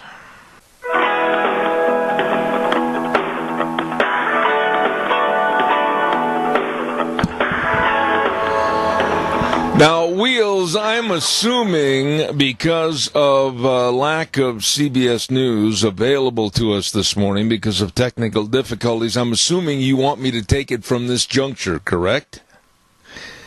Yes, sir. That's as far as me and Gina have came up with. I know that she's talking to Chris and everything, and that, he's going to be getting on top of it to try to fix it this evening. All right, not a problem. I'll take it from this point, and is my guest ready to go? Yes, sir. I'm ready for you. I will welcome that man on the program this morning. Again, folks, if you were tuning in at the top of the hour and waiting for CBS National News, little Grinches got inside the equipment that is being fed to us from CBS News, and they ate the wires. That's the best way to explain it. And we'll have that fixed going into tomorrow's programming. But right now, it gives me even more time to visit with a man that I've got a lot of respect for. He is the author of I'm going to say that again without biting my tongue. Human Cause, Global Warming, the Biggest Deception in History. And we say good morning to Dr. Tim Ball. Good morning, Tim. How are you? Good morning, and I'm benefiting from CBS line being down. Absolutely. Something good in everything. There's always a silver lining. You know, this book, A Human Cause, Global Warming, the Biggest Deception in History, you know, how is it being received? Tell us that, first of all. Do you get a lot of skeptics coming up and saying negative things to you? Tell us a little bit about that. Well, yes, I get a lot of personal attacks. They're not as bad as they were. I mean, I used to get death threats until I happened to mention it on a documentary that I did, and they shut down. And I have the lawsuits, of course, that I'm fighting in Canada in order to silence me, lawsuits that wouldn't even have been considered in the United States. But gradually people are becoming more civil about it, because the public are starting to realize that it is a deception. It's the largest fake news story perpetuated by the deep state, which of course is the bureaucracy. I notice that some of these left-wing and liberal people keep saying, well, who are the deep state? And the answer is they're the bureaucrats. They're unaccountable. As Mary McCarthy, the American social commentator, said a few years ago, bureaucracy is the rule of no one, has become the modern form of despotism, and that's what we're seeing. So, yeah, gradually, the biggest problem, Zeb, is that people can't believe that a small group of people could fool the whole world. And so they have a hard time believing, and of course then the next question is, which the book addresses, what's their motive for doing this? And I know that's certainly the question you and I have talked about, and I talked a lot about with other people. Well, yeah, let's get into that. Now, basically what I want to do is frame the book to my audience this morning. Human Cause, Global Warming, the Biggest Deception in History. Take us, if you could, on a thumbnail sketch of how you take the reader from chapter 1 to the end of the book and what you hope they will learn or appreciate during their journey. Okay, I did it, and by the way, I have an earlier book which is titled The Deliberate Corruption of Climate Science, but it was prepared for the academic audience, so it has to have all the citations and footnotes and everything else. And most of the public won't even wade through any of that stuff, and I don't blame them. So this book is 100 pages, and it's done in the form of something that's almost disappeared these days, and that is investigative journalism. And so that the subtitle for the book is the who, what, where, why, when, and how it was achieved. So each chapter goes through what went on, how did they do it, why did they do it, and so that by the end the reader has an overall idea of what was done and how it was achieved, and then they can make up their own minds about whether they accept that information. You're still left with your own decision at the end, and that's what's important. But as I said, I did it as investigative journalism because that's the best form, and unfortunately it's virtually disappeared in our media today. Dr. Ball, I guess an obvious question that needs to be asked at this point is, where did it start? Where did this idea or concept start? And who started it? And again, the obvious, why? Well, it started really, it went into the public realm in 1988 with a Senate hearing organized by a Senator Timothy Worth. And he brought a guy from the lower levels of NASA, a guy that claims he's a climate scientist by the name of James Hansen. And he brought him before the Senate committee, because Hansen was prepared to sit there and say that global warming, he was 99% certain that climate change was due to human activity. There was no evidence of that, and there's still no evidence of that, but this is what Senator Wirth wanted to push. Now, Wirth, who interestingly only served one term as a senator, which is very rare. I mean, normally they do their 2 years to get their pension and run on. But Wirth, after 1 year, left and went to the United Nations, and he runs now, he's the vice chairman of the United Nations Foundation. And that was funded by Ted Turner and his $1 billion donation to the United Nations. But Turner and Wirth were both members of the Club of Rome. And the Club of Rome, which was started by the Rockefellers in 1968, decided that the world was overpopulated and that every member of the world population was using resources at too fast a rate, and the world was simply going to run out of resources. So they had to limit population and limit growth, but they particularly identified that the industrialized or developed nations were using resources at a much greater rate than any other people. So, for example, the United States became the demon because it was using up resources at a much faster rate than the other countries. And Maurice Strong, who is a Canadian, I regret to say, who was a member of the Club of Rome, became the person who took that idea of overpopulation and translated it into action. And the translation was, look, in Elaine Dewar's book, Cloak of Green, which is a superb piece of investigative journalism, because she started out writing a book about praising environmentalists, but the more she studied them, the more she discovered they were more corrupt than the people they were studying or attacking. And she interviewed Strong, and she said, well, what's the problem for the planet? And he said, the problem are the industrialized nations, and isn't it our responsibility to get rid of them? Well, how do you do that? And, of course, what they decided was that if they could show that the byproduct of fossil fuel burning, CO2, was causing runaway global warming, that gave them a global threat that they then said could not be dealt with by any single nation and required a one-world government to deal with it. Mm-hmm. And that's precisely what happened. And Dewar, after 5 days with Maurice Strong at the United Nations, concluded that Strong was using the UN as a platform to sell a global environment crisis and the global governance agenda. And of course, it went forward from there. You know, Dr. Ball, I sit here in the Northwest and have seen the devastation of what was occurring with the spotted owl issue, with the environmentalists, and then, of course, the salmon recovery issue and the wolf recovery issue. All of these issues to stymie and stop any human progress or ranching and farming, etc. And this is just one more movement with climate change or global warming to get control over the populace. That's my bottom line, and I'm not going to budge. Okay, I like that. A closed mind. Perfect. Anyway, yeah, I mean, here's the difficulty with it. We need environmentalism.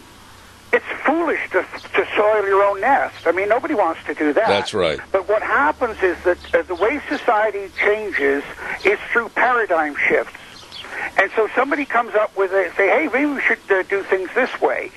And if it's a good idea, if it has some basics and some logic to it, are we okay? Yes, go ahead, please. Wheels, is the doctor there? Yes, I'm here. All right, go ahead, sir, please. Okay, yeah, well, what happens is society changes through paradigm shifts.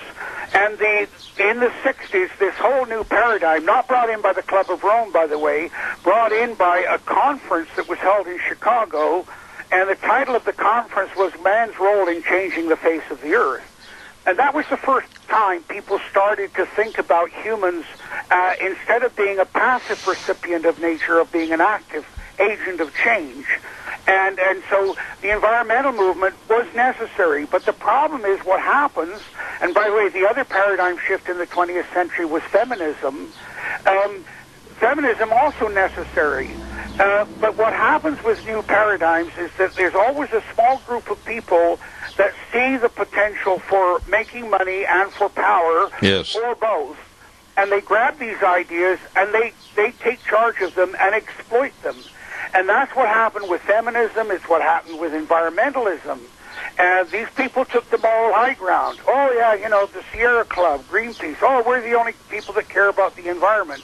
My experience is that people like you and the hunters and the farmers and the loggers are far more interested and concerned about the environment than any of these urban armchair environmentalists.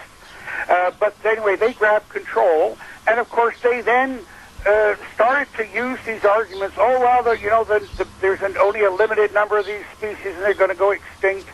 So all of this moral persuasion was used to control the population, and what's starting to happen, and what happens with these paradigm shifts, by the way, and I always wondered what was the role of extremists in society, and I finally figured it out with these things, because eventually what happens is, as the evidence starts to come in and people start to say, well, no, hang on a minute, the extremists have a choice. They either abandon what they're doing and saying, or they double down.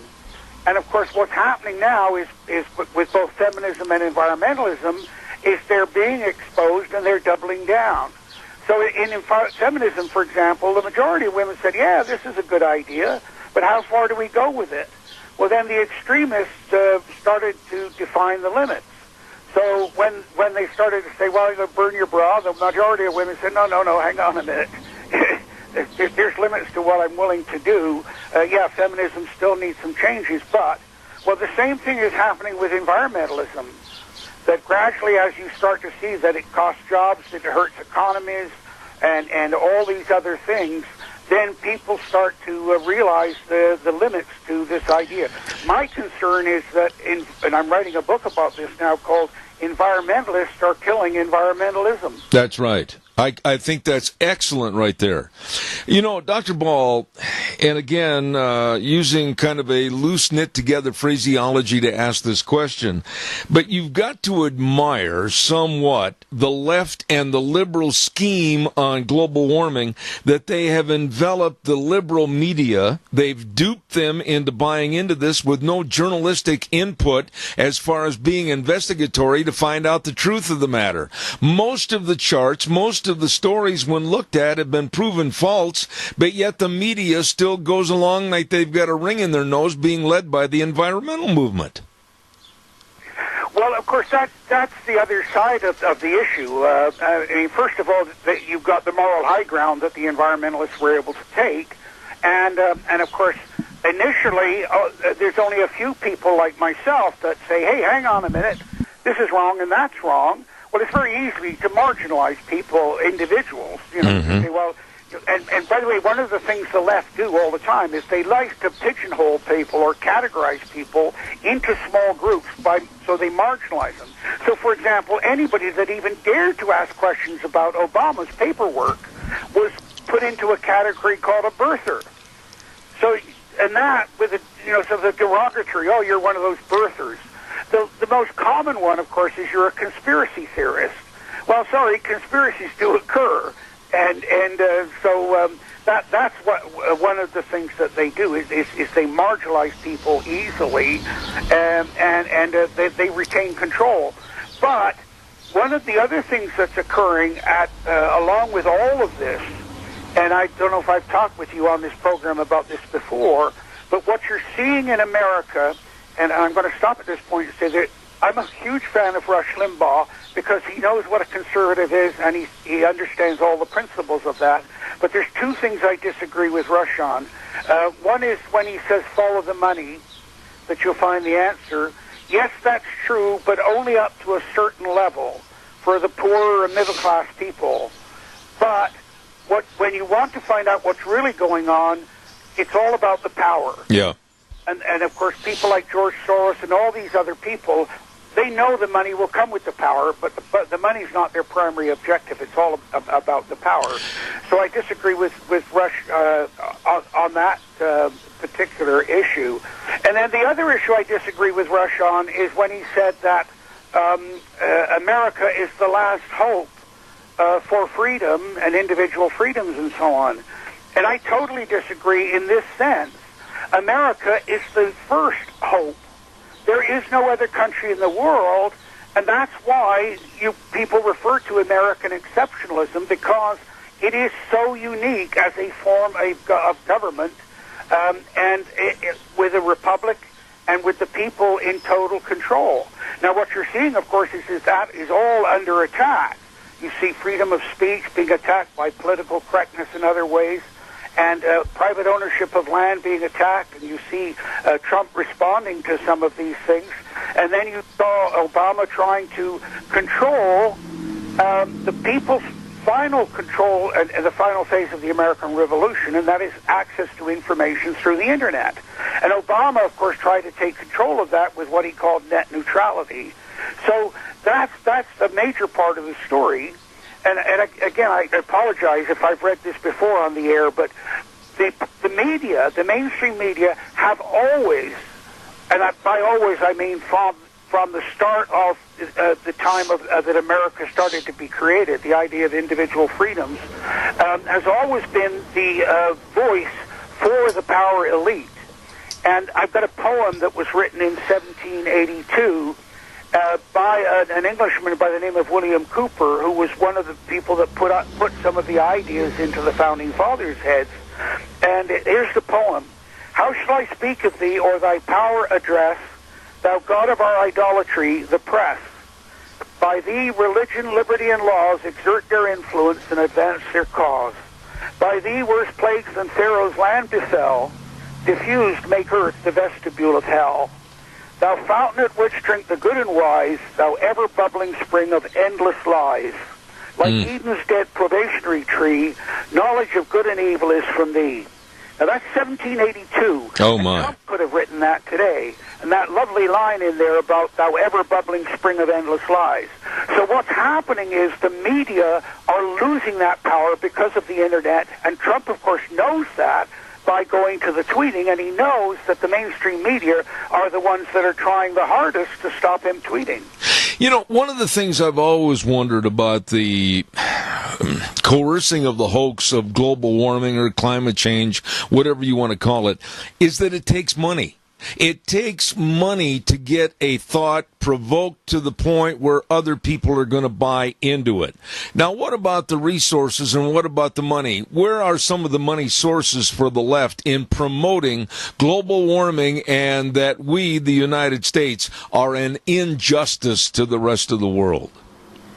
Yeah, okay, let me clarify that it changed from global warming to climate change, but it's still about global warming. Right. They had to change from global warming to climate change because after 1998, the facts didn't fit their theory anymore. Their theory was if CO2 increases, the temperature will go up. Well, after 1998, the CO2 continued to rise, and the temperature started to go down. So we've got leaked emails from these scientists which say, you know, we're having a hard time with this. There's cold and snow, and so it would be better to call it climate change. So this was a deliberate move. So that's the first thing. But when I mentioned the deep state and the bureaucracy, yes, you've got some private money. I mentioned the $1 billion that Ted Turner put into the UN and so on, and you see George Soros seeding the money. But one of the things that Maurice Strong did when he set up the the Intergovernmental Panel on Climate Change, which is presented as the world official source of science on climate change, when he set it up, he did it through the bureaucracies. He did it through the United Nations World Meteorological Organization. And the World Meteorological Organization is made up of the bureaucrats from every national weather office of the 192 members of the United Nations.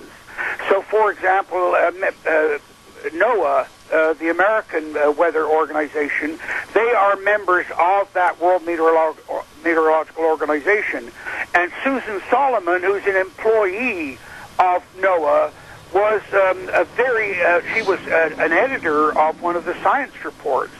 So what Strong did was he did it through the bureaucracies, and of course those bureaucrats are able to get the funding from the politicians, and Strong knew this as well because they were able to go to the politicians and say, hey, this global warming's an issue, we've got to fund it, so that most of the funding is going through the bureaucracies. I mean, there's a very good book by Joanne Nova, N-O-V-A, an Australian woman who's been investigating this, and she shows that in a period of about 10 years, there was $70 billion of federal taxing and monies went to the global warming issue. Wow. So this is all being done by the deep state, and the funding is being provided by you, the taxpayer, to control yourselves.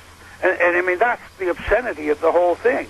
Dr. Ball, I know this is speculation, and I don't mean to put you on the spot this way, but if Hillary had won the last election, what were your concerns and fears that may have come to fruition with her in the chair of the presidency? Well, of course, the Paris Agreement would have continued, and of course, Trump got out of that. And I must have a disclosure here. A year ago, November, I was called to Washington to help advise Myron Ebell, who was appointed by Trump to oversee the deregulation of the EPA. And the recommendation we made to Trump was, don't try to get out of the climate issue or Paris by arguing the science. Only 15% of the population would understand that. And not only that, but you'll get tripped up so fast by the media you'll look foolish. But get out of it because it's a bad deal. And that's exactly what he did. And by the way, I can tell you, Ivanka wanted him to stay in the Paris Climate Agreement. And then what we did was we told him, look, show her the agreement. Well, of course, the minute she saw it, she said, no, we're out of here. But if Hillary had stayed in, that would have continued. That required that all of the developed nations, and to say that there aren't that many of them, but particularly America, would have had to contribute $100 billion into the Green Climate Fund, which is held in a bank account in South Korea through their United Nations membership. And that money would then go to the developing nations in a great transfer of wealth. That would have continued. Trump got out of that, pulled out of that completely. You would also have seen the continued expansion of the use of the bureaucracy, particularly the EPA, in order to control CO2 and therefore control industry, to control water. And the EPA were using water rights. They set it up so that they could come onto your land and say, oh, you're polluting this water, even if it was only a puddle. Therefore, we have the right to seize your land. So the EPA was really the key, and Hillary would have allowed that to continue. Trump, of course, because of the work that Myron Ebell did, he had Scott Pruitt ready to go, and so Pruitt was told by Ebell, here's the regulations that you've got to cut. That's why they attacked Pruitt and finally pushed him out, because the deep state, the people at EPA said, oh, he's doing this wrong and that wrong. Fortunately, the person that replaced him, Andrew Wheeler, is more knowledgeable about what the EPA were doing and actually will cut more regulations. But that was the battle that was going on there. All of that would have continued. And, of course, you and I know that none of what is coming out about the FBI and the DOJ and all these other things, none of that would have been exposed if Hillary had got elected. In other words, it would have been swamp business as usual. Absolutely. Dr. Ball, final thought here as to where we are today on this issue, with the left basically calling you and I and others bigoted and mean-spirited because we won't fall in lockstep in accepting global warming. From today to 10 years in the future, where are we going to be, in your opinion, on this issue? Is it something that's going to fade away? Well, there's a couple of prongs to the answer. First of all, socialists never give up. I mean, one of the things I watched a guy, Tucker Carlson asked this guy, he said, everywhere that socialism, and you can call it what you want, socialism, liberalism, Marxism, it's all the same thing. It's just a matter of the degree and amount of government control and the speed with which you do it. So it's all the same thing, but it's failed everywhere you've tried. The person that Carlson was interviewing said, oh, yeah, but they haven't done it properly yet. Well, that's always the excuse to continue to do things that have consistently failed. That is starting to run out as an excuse, but they won't give up on it. That's the first thing. The second thing is, in the interim, and your question about Hillary was very much to this point, the November election, this is why Trump is focusing so much on it, where he's going out and getting people to run that are going to support him and replace the Republicans that are not supporting him. So the election in November is really the critical point. And so if Trump loses and the Democrats take over in the House, it's going to be a very, very long slog, and you'll see a continued decline to socialism. Because, I mean, you can look at Canada. We're a socialist nation. We've got a Senate of 106 people who are all appointed by the Prime Minister. They're appointed for life, that is, till the age of 75, and they can overthrow any policies created by the Parliament that is elected by the people. So we really have no control at all here in this nice, friendly nation just to the north of you. So that's why I think what's happening in November in the United States is very, very critical to the world going forward. The book is called Human-Caused Global Warming, The Biggest Deception in History, written by Dr. Tim Ball, a very good friend of this program. Dr. Ball, quickly tell everyone where they can obtain a copy of this book. Well, the easiest way, of course, is our dear old friend Amazon, and but also it's posted on the front page of my website, which is Dr. Tim Ball, that is DrTimball.com. But the Amazon is the quickest. Well, I say again, like I have many times to you in the past for being on this program, you're welcome here anytime. You are an excellent guest. Great success with your book, and thank you for all you do. Come back soon. Thank you, and again, I say thank you for the opportunity to present what the people are not hearing from the mainstream media. Thank you, Dr. Tim Ball. Excellent, excellent man, very knowledgeable, and we appreciate him being on the program this morning. We're going to have another great guest in about 5-6 minutes on the program. John Tamny is going to be on, and he's the author of a book called The End of Work. Yeah. Right. Wait a minute. Don't get too excited. You'll find out more in just a few minutes. Want to remind you that coming up this weekend at the Minidoka County Fairgrounds, don't forget the East End Fire Department on the 30th, which is coming up on next Monday. They'll have the lawnmower races, the third in a series of lawnmower races starting at 6 p.m. Concessions open at 5:30 p.m. at the Minidoka County Fairgrounds. That's coming up next Monday, July 30th. Don't miss that. Right now, we're going to send it back over to our main studios for our break at the bottom of the hour. I'll be back in about 5 minutes. And now, back to Zeb at the Ranch on AM 1230 KBAR. To reach Zeb, call 436-2244 or toll free 1-866-927-4587. And now, here is Zeb Bell. Thank you, sir. And don't forget on Thursday, our segment called School Days in Cassia County, brought to you by two great businesses. First of all, A Child's World at 1308 Overland in Burley. And don't forget all their summer clothes are 25% off, and you spend $25, choose a free book. Oh, they've got all kinds of great things there for you at A Child's World, 1308 Overland in Burley. And, of course, the other sponsor, Ambulatory Surgery Center at 1344 Highland in Burley. Number to call, number to remember for your outpatient surgeries. They can save you money, 677-8888. 677-8888. Ambulatory Surgery Center and A Child's World on Thursdays, bringing you School Days in Cassia County at 10:10. Right now, we've had this gentleman on the program before, and I'm looking forward to discussing again his book, The End of Work, Why Your Passion Can Become Your Job. Good morning, John Tamny. How are you? Hey, Zeb, I'm great. Thanks for having me on.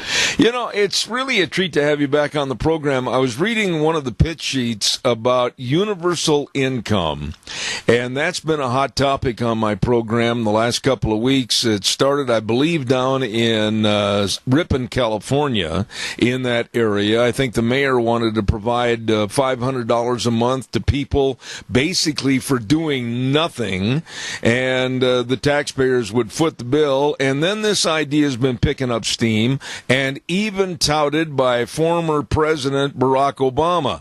People can stay home and we're going to pay their way to eat bonbons and watch Oprah on TV. That doesn't sound right to me, John. Yeah, it doesn't sound right to you because you've got common sense. Now think about this.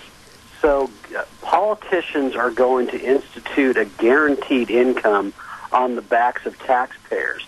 Can't you see where this is going to go? And I know you know this. The logical direction is going to go is that politicians will literally compete with one another to see who can be most generous with the money of others.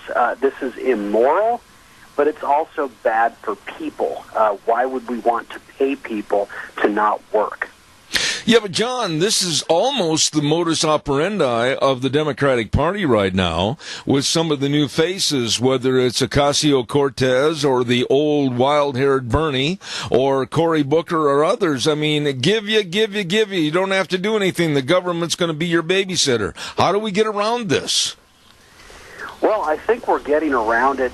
Look at what markets have done as Democrats have rolled out their plans that have nothing to do with economic growth. They've started to rally again. And I think it's a signal that the Democrats, having realistically an historic opportunity to take back control of Congress ahead of taking back the White House, can't come up with anything that would remotely appeal to the electorate. Let's remember who we are as the American people. We crossed oceans and borders, risking our lives to get here. That's whom we descend from. Americans didn't come here for security or for an easy check. They came here for economic opportunity. So this presumption by the left and the Democrats that this meager handout is going to sway the most ambitious, productive people in the world is not only immoral, it's just naive. How could the Democrats be so silly? I was going to use another word than silly, but I'll go along with your terminology. Let me ask you this, though. There is a trend, though, John, that is scary to me every day on the news when many of the millennials and others are starting to listen to Ocasio with what she says, and also Bernie Sanders and others. Oh, don't worry, we'll provide for you. Surely you must be as concerned as I am about this trend to try to bring more of those people into their voting public. You know, it's going to surprise you that I'm not.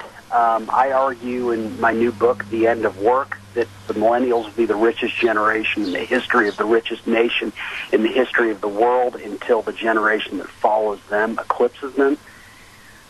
Look, youth is foolish, almost by definition. And in a country like the U.S., youth get to be especially foolish because they can do a lot of dumb things and think a lot of dumb things without consequence. But eventually they get real. And what's interesting about this is that while media tout how the young people have all gone socialist, isn't it interesting that every hotel brand in the United States and around the world is designing specific hotel concepts to appeal to millennials? Isn't it interesting how every major U.S. corporation is designing products to appeal to them and also designing ways to convince them to come to work there? My point there is that market signals indicate that millennials aren't nearly as socialist as the polls say. And I would just say that they said that about every generation. They said it about mine, too, that we were lazy, that we were going to live with our parents for life. They say it about every young generation. It never materializes. Americans just aren't genetically socialist. But are you saying, John, that me and a 70-year-old cowboy, I shouldn't be worrying about what appears to me in this country a lack of desire to go out and try to achieve and work hard to be a success? You should worry about it for sure if it were true. But again, would businesses around the U.S. is populated by the most successful businesses in the world and the most valuable, would they be bending over backwards to meet the needs of millennials and also try to hire them if they felt that these people were shiftless and imbecilic and lazy and uninterested in earning and growing rich? I mean, I think you know the answer to that. To be clear, we've said this about every generation going back at least to the 1800s. I point you to a book that everyone who joins the U.S. military is required to read. It's just a pamphlet called A Message to Garcia. It's written by a businessman named Elbert Hubbard in the late 1800s about the youth of that time. And he literally described the American youth as incredibly lazy. Imbecilic was one of the words he used. He said that they come to work, and if they're asked to do something, they'll frequently respond, "That's not in my job description." My point is to read it is to think you're reading about millennials. We've been saying the same thing about youth forever, and to me it's called economic progress. And by that I mean because the U.S. gets richer and richer all the time, the way the young grow up is alien to how their parents grew up because things get so much easier. But invariably, we become more productive. I am the most libertarian, anti-government person you'll meet. But I just do not believe all the alarmism about America's young youth.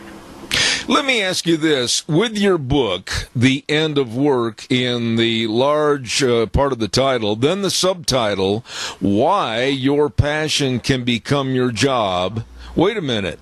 You're telling people that whatever they love in life, that could be eventually their line of work that they would excel at because it's a passion? Explain that a little bit. Well, look at you and me. We're not young people anymore, but I know what you're doing just by talking to you, that you love what you do uncontrollably. I can't wait to get to work. I'm so thrilled to be able to write about economics. I can't believe people pay me to do this. And my point in the book is that it's more and more the case that people get to do things that they really enjoy for a job. We have nowadays video game testers. That's a career. We have video game coaches. We have video game players. It's one of the most lucrative sports out there right now. In the 1970s, if you became a chef, you were viewed as a failure. It wasn't even a professional classification. Nowadays, people make careers out of being chefs in the way that they look at becoming a doctor or a lawyer. When you and I were growing up, the very notion of a diet consultant for humans was alien and ridiculous. So is a personal trainer. Nowadays, they're abundant for humans, and we're such a rich country that there are now diet consultants for the family pet. And so my point is, with prosperity, the range of ways in which we get to do work that we love explodes. And I think this is exciting because everyone's intelligent. Just historically, people didn't have ways to showcase that intelligence and their unique skills in the marketplace. Well, let me jump ahead a little bit here, John, and ask you this.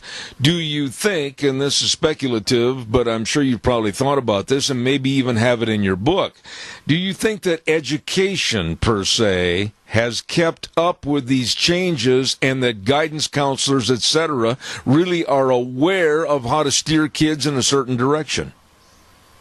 Oh, I love your question. Thank you so much. In Chapter 3 of the book, the title is Education is Vastly Overrated. That's not the exact title. I don't have the book in front of me. It's basically education is not unimportant, but it's vastly overrated.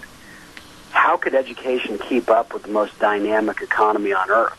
Almost as a rule, teachers are teaching yesterday's news. So this idea that they can prepare students for the future is not a serious one. And if you look around the world, we see this all the time. China is one of the least educated countries on earth, but once its people were free, they started to thrive. Same with North Korea. It was one of the most illiterate countries on earth, yet that generation built it into one of the biggest economies in the world. Freedom is what matters. And this applied to the United States. Where we're going, it's not that people will stop going to school. There's lots of reasons to go to school, but you won't go there to learn how to do a specific job because, as a rule, they're going to be teaching yesterday's news. Who could have predicted that people would be making a living as Uber drivers, as doggy diet consultants, as video game players, as video game coaches. Who could have predicted when you and I were growing up that it would be more and more the case that people could make a life out of their love of football? But, you know, right now, just in the state of Georgia alone, there are at least 36 high school coaches there who earn over $100,000 a year. The nature of work is constantly changing, and so this focus on education, I think, is unfair to people. You know, I've got to get this book and I have to read it. I mean, I absolutely am infatuated with what you're talking about. But I would say this, the talk today, again, going back to the Ocasio-Cortezes and the Bernie Sanders, etc., that are preaching socialism, which really holds people down. It suppresses people as compared to here in this country with capitalism, the great American capitalist, and the end of work while your passion can become your job. I mean, my goodness, the sky's the limit if they'll just listen. Oh, there's no question. The only barrier to work that we love is socialism. Because otherwise, when you free people up, it's the natural state that jobs that excite us explode all around us. They're everywhere for us. And so you're 100% right. And that's why I wrote the book. I don't think we can win the argument by talking about GDP numbers and unemployment rates. We've got to talk in terms of people's interests. And jobs that reflect our passion are increasingly the norm. That's what you get from economic growth. That's what you get from economic freedom. We need to talk about this, and we need to tell everyone about it, because that's what's happening. That's how we vanquish ridiculous people like Bernie Sanders and Ocasio-Cortez. What's been some of the feedback from some of the readers of your book? I mean, pro and con, negative or positive. What have some people told you? I think on the upside, people are surprised and they're inspired. They've never stopped to think about how amazing work is in the United States, how more and more Americans increasingly say, we'll never retire because we love what we do. On the negative side, some have said, well, you know, you use a lot of examples like to make your points, like Tom Brady and the Rolling Stones and John Mellencamp, and they say, aren't you writing about elite people? And I say, really, I'm not. I'm using them to make a case broadly that football is a very intelligent sport, and more people get to express that intelligence about the game for life. Same with food, same with wine, same with video games, you name it. I'm merely talking about how all these people in the book, 150 years ago, they couldn't have been Tom Brady and Mick Jagger and all this. There was no opportunity. The economy wasn't big enough. All this talent suffocated by a small economy. But in a booming economy, the ways in which people get to be superstars explodes. It expands by the day. And so I want to talk about famous people because I think that more and more can be all of us going to work. Think how excited you are when you go to work. That's how I feel. I think that we're on the verge of millions and tens of millions and hundreds of millions of Americans feeling the same way. Absolutely. Now, please tell my audience again, John, where the book can be found and all the different outlets. Oh, it's The End of Work. You can find it on Amazon.com. You can find it on BarnesandNoble.com. Depending on the bookstore, you can find it, but it's easiest to get online. You can get it on Regnery Publishing, their website, too. But it's for parents and kids. I want parents to not worry about their kids. The most important thing is their kids find a passion. And for young people in the workforce or about to be there, this is a book that reminds you that your path to happiness is hard work, but you can only work hard if you find something that elevates your unique skills. And the beauty of today is that there are jobs that reflect what's unique about you. John, what about follow-up books, a sequel, or more information provided with another book that follows and dovetails this one? Are you in the process of doing that? Well, my next one is called They're Both Wrong. It's already written, and it argues against big government policies from Democrats and Republicans. So I think you'll like it. But I do want to follow up on this one because I think my book's argument about jobs reflecting our passion is increasingly being proven. And so I want to revisit it because I want to keep this out there. I want to keep reminding people to not be pessimistic, that they are so lucky to live in the now and in a country like ours full of this opportunity. Absolutely. John Tamney, the author of The End of Work, Why Your Passion Can Become Your Job. Thank you, sir. God bless. Come back again. Anytime. Thank you so much, Zeb. All right, take care. Really interesting concepts, and I've got to get a copy of that book and finish reading it. The End of Work, Why Your Passion Can Become Your Job. Whew. Well, I will take some phone calls in just a minute, but right now we're going to have our weather forecast, and our weather forecast is brought to you by our friends at Scarrows Meats. Interesting folks over there with delicious meats at 331 North Road, Jerome. Number to call, 324-7657, or you can go to their website, scarrowsmeats.com. I mean, it's barbecue time. We had a big barbecue here the other night, as a matter of fact. It's barbecue time, and you can get those marinated pork ribs for only $1.99 per pound, and they've got all kinds of different barbecue packages with tri-tips, etc. Oh, it's delicious. You're going to love the meat from Scarrows Meats. We'll have more right after Gina has the weather. We're expecting another warm week as these summertime conditions stick around in the valley. Here's your weather forecast for us up at the ranch. Expecting mostly sunny skies today, not much of a breeze to speak of, and a high of 92. Tonight, mostly clear with a low of 63. Tomorrow, sunny skies, high right around 95, possible triple digits, just depending upon where you're at in the valley. Partly cloudy for tomorrow night with a low of 64. By Wednesday, sunny and 93, mostly sunny and 91 for Thursday. Going to be sticking into the 90s for the rest of the week and into next week. That is your weather forecast for Zeb at the Ranch.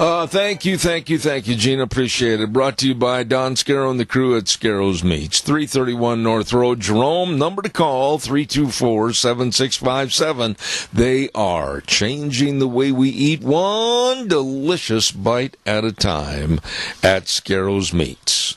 I would love to have some phone calls. We'll talk about anything you want to talk about for the remainder of this hour, so give me a call. Please, I'd love to have you dial in. Kind of give me a little bit of a respite here from coming up with all the different stories. You bring something up you want to talk about, or we can talk about some of the stories we've already had on this morning, from hay hauling trucks all the way to the left with socialism, etc. Just give me a call quickly. I would love to hear from you. 436-2244, 1-866-927-4587. While I'm waiting for your phone call, I want to remind you that we are going to be at Denny's Restaurant this Thursday, the 26th, and that's going to be at 11:30 at America's Diner, Denny's Restaurant in Burley, at 611 North Overland in Burley for the Zeb's Lunch Bunch, and we urge you to be there. Our thanks go out to our gift certificate donors, Walmart and Smith's Foods, Hanson Mortuary, Stokes Groceries, Doug Martin, Pomerell Place, and Denny's. It's going to be a lot of fun. Bring your friends and neighbors, your relatives. Maybe you don't have to sit with each other like that, but anyhow, come on in and enjoy 11:30 at Denny's, America's Restaurant in Burley, Zeb's Lunch Bunch this Thursday, and we will look forward to seeing you there. Wow. Okay. I mentioned earlier that there's going to be the end of the 3-part lawnmower racing series. It's going to be on Monday, July 30th, and it's going to be at the Minidoka County Fairgrounds starting at 6 p.m. Concessions open at 5:30 p.m. Lawnmower racing at its best. And this is put on by the East End Fire Department this coming Monday. For more information, contact 436-9748 or Joe Phillips at 431-6351. While I am waiting for your call that I'm sure is coming in, I also want to give a great shout-out and a thank you to our major sponsor, your Magic Valley Les Schwab Tire Centers. You know, they've been with us for a long, long time on this program, and I really thank them from the bottom of my heart, and they are just really good people. All 7 locations serving you, and service is the key word. If you're getting ready for a road trip, you're going to be going to see Aunt Martha and Uncle Fred or whatever the case might be, make sure you go in and check out the tires, the safe driving tires for your vehicle, whether you have a car, pickup, SUV, pulling pulling a camp trailer, horse trailer, boat trailer, whatever. And many of the tires are on sale right now, so be sure and check that out. And they also have what they call the free pre-trip safety check.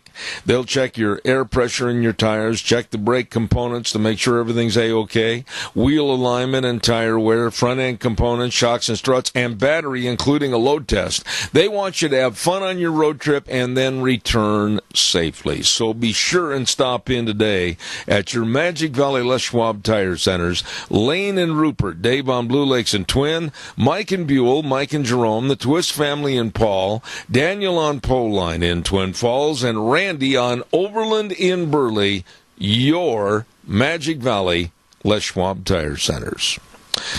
Whew. Tomorrow on the program, we have all kinds of goodies, including Dr. History and Vicky's Country Garden and Stoats Equipment, Ag Minute, and what else have we got cooking here? Oh, we got Megan Barth, and she's going to be talking a little bit about the total fiasco still of not knowing everything connected to the Las Vegas mass shootings and other guests. So be sure and tune in tomorrow at 8:06 for more Zeb at the Ranch.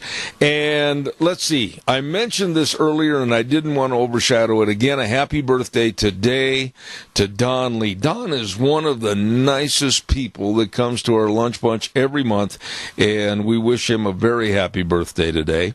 And yesterday we were just having a little sandwich, and all of a sudden, vroom, we heard Doug Martin and his lovely bride pull in the yard, and Doug dropped off a lot of zucchini, and I'm thankful for that because my wife makes the absolute most delicious zucchini bread anywhere on the planet, and I really appreciate it. Going to wrap it up and put it back in the box for today. And a couple of things I want to remind you. First of all, we're on K-Bar 12:30 a.m. at 8:06 Monday through Thursday, and then streaming live on the internet service, zebbell.com.